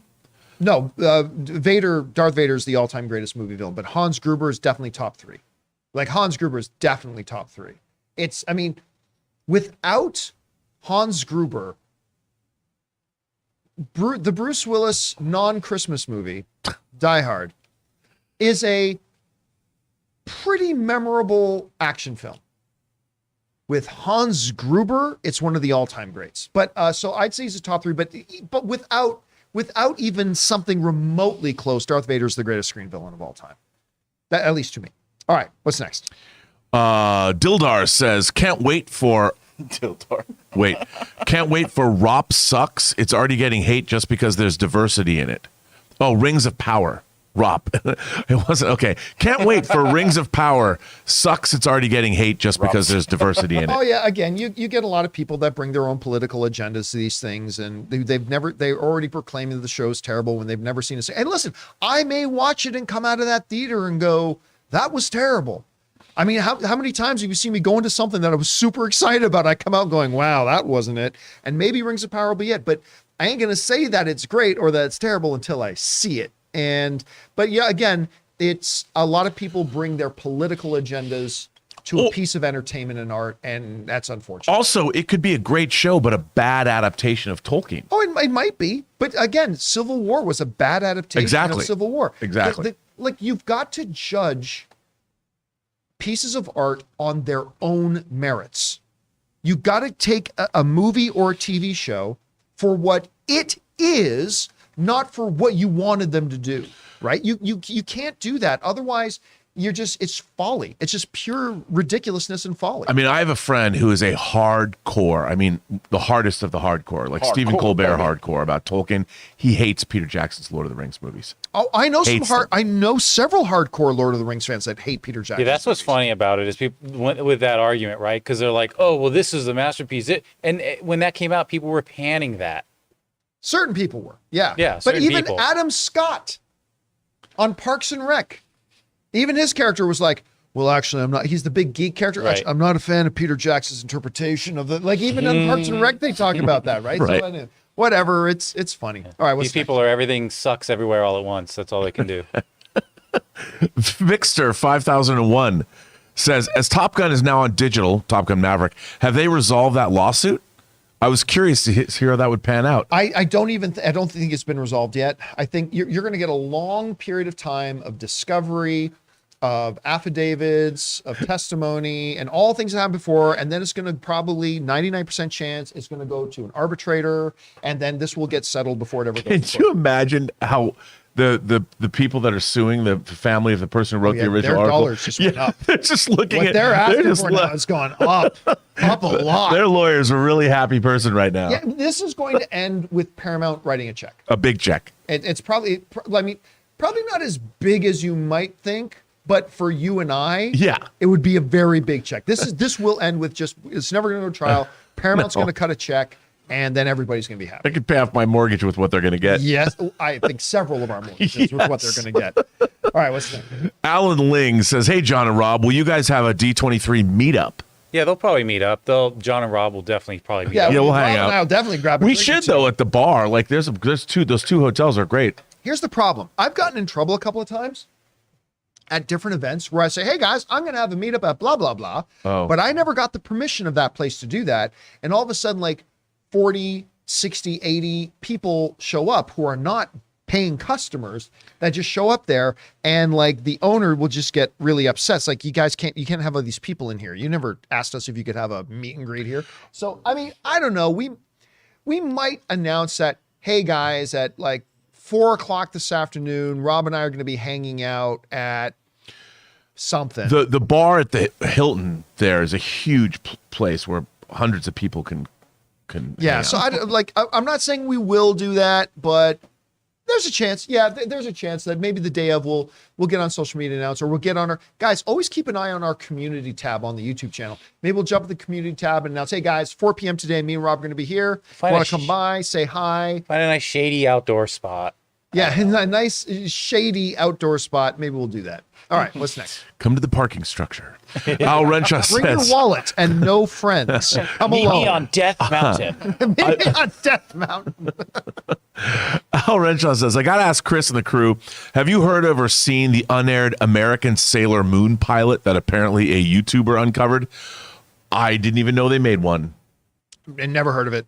Sailor Moon. It's unfortunate Chris isn't here because she would be the one. She would be the one to answer know. this. I would feel like a dirty old man watching a live action Sailor Moon pilot And anyway. yet he has a toy. I mean, I already have a hard enough time reconciling my black pink love. All right, what's next? Baby Boy 8603 says, just like you, John, I got my Star Wars Rogue One tickets for tomorrow, and this will be a first time watch. Ooh, I do kind of nice. regret not getting mine.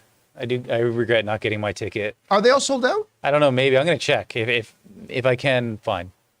Anne was the one who got ahead of the game for me. Like the moment they got available, it was great because I didn't have to get them. I just got the notification on my phone that says you have your tickets reserved. I'm like, oh, that's Anne.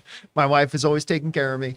So yeah, I'm very stoked about that. Very excited. Got a busy couple nights. Going to a big family thing tonight. Ray, you're coming to that, right? Yep. So we got a big family thing tonight, and then tomorrow going to go see Rogue One. It'd be great for a first time watch seeing it in IMAX. Oh, it's gonna be so great. I'm so excited about it, and especially leading up to Andor. Like I know. really I love stoked that about clip. They had the I clip. still haven't watched the clip. Oh, it's good. All right, If that's I gotta the check tone of the show, oh man, I'm in. All right, It's what's just next? a simple thing, but it's good. Jason Frost says, do we think Black Adam will be impacted by further delays? Will Zaslav's 10-year plan become a 13-year plan due to the delays? No, everything I've seen, Black Adam's ready to go. So no, I don't. There's no delays. Black Adam is finished. It's in the can. There's no production issues. It's all wrapped up. So no, there shouldn't be any issues with Black Adam. At least there better not be. All right, what's next? Jay Master says, Rob, in 2012, the dance club Scoochie's was torn down to make room for a 10-story building near the Seattle Center. I know. But is it a good 10-story building? I don't know, but you know what they memories did? being made They actually had a Scoochie's reunion before the building was torn down. Like Dovin, the DJ, came back, and all the people that would hang out there and did pictures. I mean, look that up, you guys. Scoochie's 2012 reunion before they tore it down, man. Everyone was looking like they were back in the mid-'80s. All right, what's next? Andy says, when Rob does ASMR, an angel gains wings, but when Rob does his villainous AMSR, a badass demon gains its horns. Love all that you do, Rob. Thanks, Andy. Yeah, your ASMR voice always sounds like the evil version of it. I don't think I've heard the good version of it yet. Well, I could do the sensual version like this. Yeah, that just makes me uncomfortable. All right, what's next? Hi, baby. The Robo producer says, what's worse, Rob, Jaws 3 or 4? I say 3. Hashtag bigger boat. That's a tough call, John. There's a 4? Yeah. Yeah, Jaws of Revenge. I would probably You say know what? 3. I think 3 is worse because the effects are really bad. And Michael Caine's in 4. The effects are bad, yes, but the movie, the whole premise of the movie of 4 is, yes, the 3D effects in 3 are bad. I mean, I still remember that floating fish head floating in the water, coming up to screen in 3D. Ooh, but the movie 4 is so bad. It's so bad. But you got Lorraine Gary and Michael Caine. All right, what's next? I think 3. Adam C says 1 of 3. Hi, John. Greetings from Costa Rica. Huge fan since the AMC days. I am an avid lover of For All Mankind. I love the show, and I think you would also. And unfortunately, we didn't get the rest of We didn't get the rest of Adam C's stuff. Well, you know what? I love that Adam C ends on that because you would love the show, and it's great. I've watched all of season 1. No. Oh, well, there you go. I mean, I've watched all. I really love it. I just haven't had the time to get around to Season 2 is one of the best hours. Ray got me hooked like a couple years ago on season 1. It was while we were making that documentary. It was why we were making my documentary. So he would be working on stuff, for... and he would have it on in my house, watching it, and it was like I fell in love with it. Absolutely fell in love. I just got to get caught up on it. All right, that's good. Next? All right. Jedediah Elias says, genuinely depressed by Shazam 2 delay. Was really looking forward to it after the first trailer. Apparently the delay was because Warner Brothers ran out of money to release it in 2022. Laugh out loud.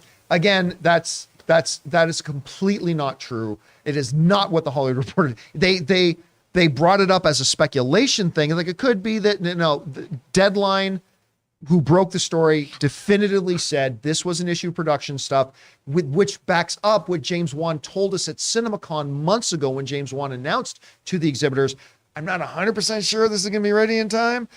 So yeah, that whole thing about they don't have the money to release it. Warner Brothers doesn't run out of money. They have banks to extend the lines of credit. Loans, their production budgets are all public because it's a publicly held company. Yep. So was the Suicide Squad the last official DC movie that we got in the theater? Ooh, was that That's it? a good question. That was the last one, right? Because then after that we got DC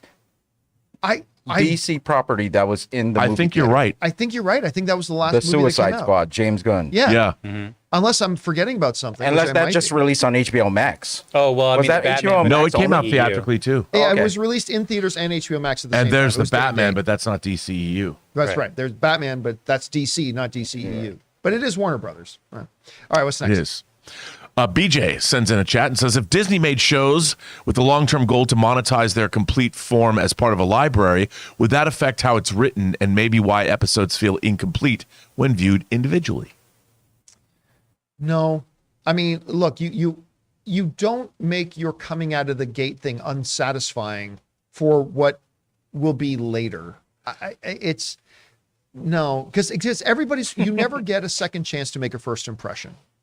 And so you've got to approach these things and make them in such a way that how it will be consumed and viewed by the audience, the time most people will be watching it, and what their first experience with it will be. So that would be a very backwards way of doing things if that's what they were doing. I don't know. What do you think? I think that's probably true. I mean, it feels to me like these things are written as one long story, and then they figure out where they're going to break them up later.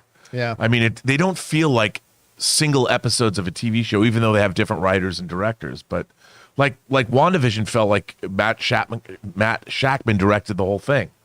So it's almost like they're making one movie. All right, what's next?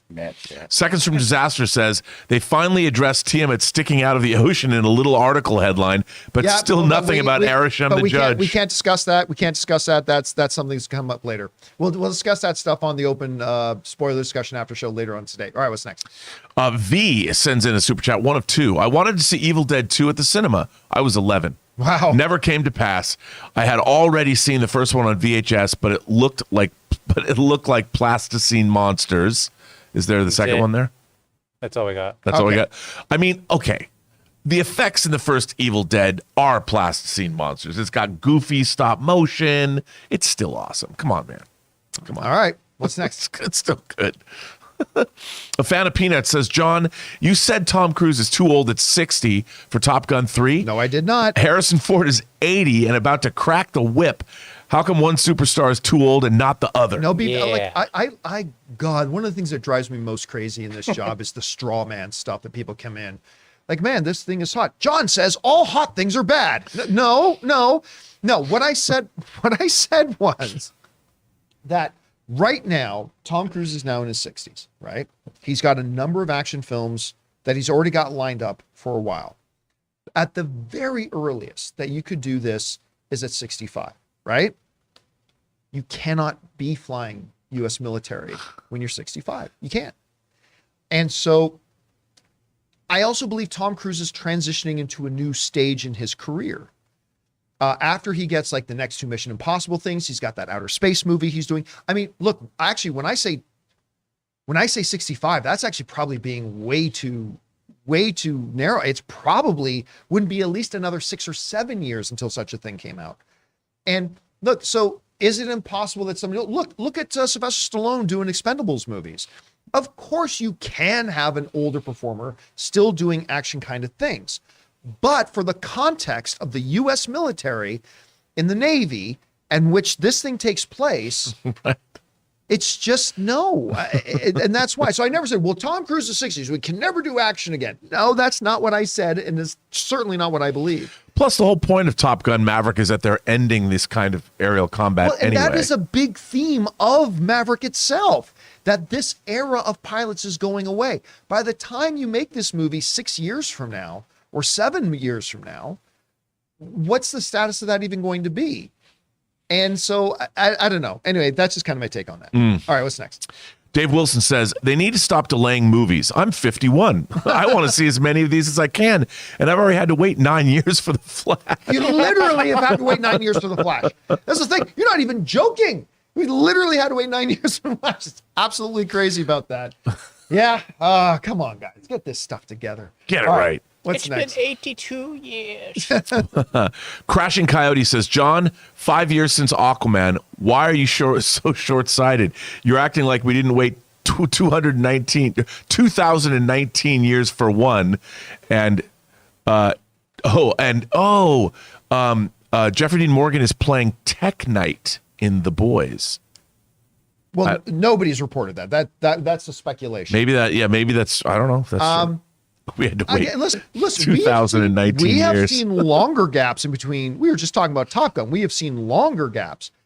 But in this environment, in this age of comic book movies, you don't want to wait 5 years for your sequel, generally speaking. But look, does that bury it? Absolutely not.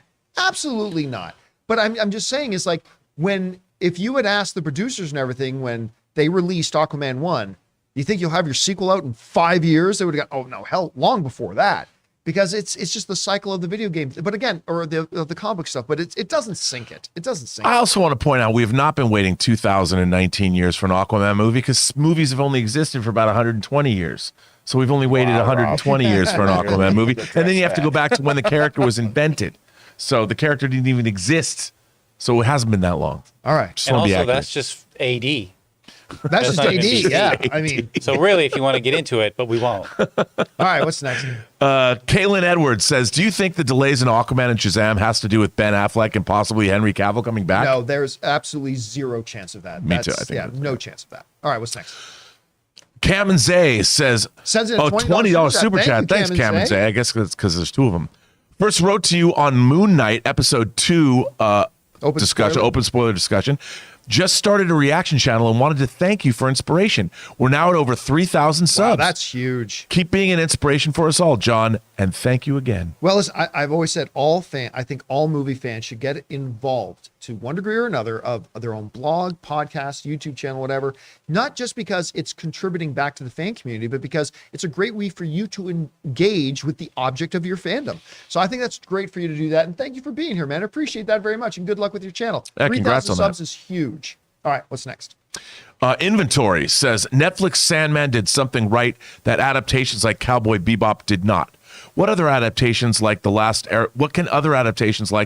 Airbender learn from it? Well, what do you think when you say Sandman adaptation is something right? Well, what do you think that is? Well, I would say that it had the original creator overseeing it, and it's a great adaptation that didn't mess really with the source material. Right. But here's what I always bring up with some people. We've seen lots of adaptations that didn't have the original creators involved and blah blah, and some of the all-time greatest stuff ever. So I don't think that's the magic bullet. We've also seen some things where the original creator is involved and it not turn out very well. So True. That in and of itself is not the magic bullet. To me, again, we as film fans are always looking for formula. We want to know what is the button we push to make sure that this happens. And it really is no more and no less complicated than this. One was better because they made a good show. They made a good show. There is no magic button. There's no magic piece of formula that you do that you apply to it. Because if that was the case, then every production ever would just follow that formula. It's not formula. Making something good on screen is nigh impossible to do. It's really, really hard to do. And sometimes people do it and it doesn't turn out so well. Cowboy Bebop. Sometimes they make it and it does work out great. Sandman. But I don't know that there's like some magic button there. I just don't think I don't. Yeah, I don't think there's a magic button ever. But at least the people that they knew the source material.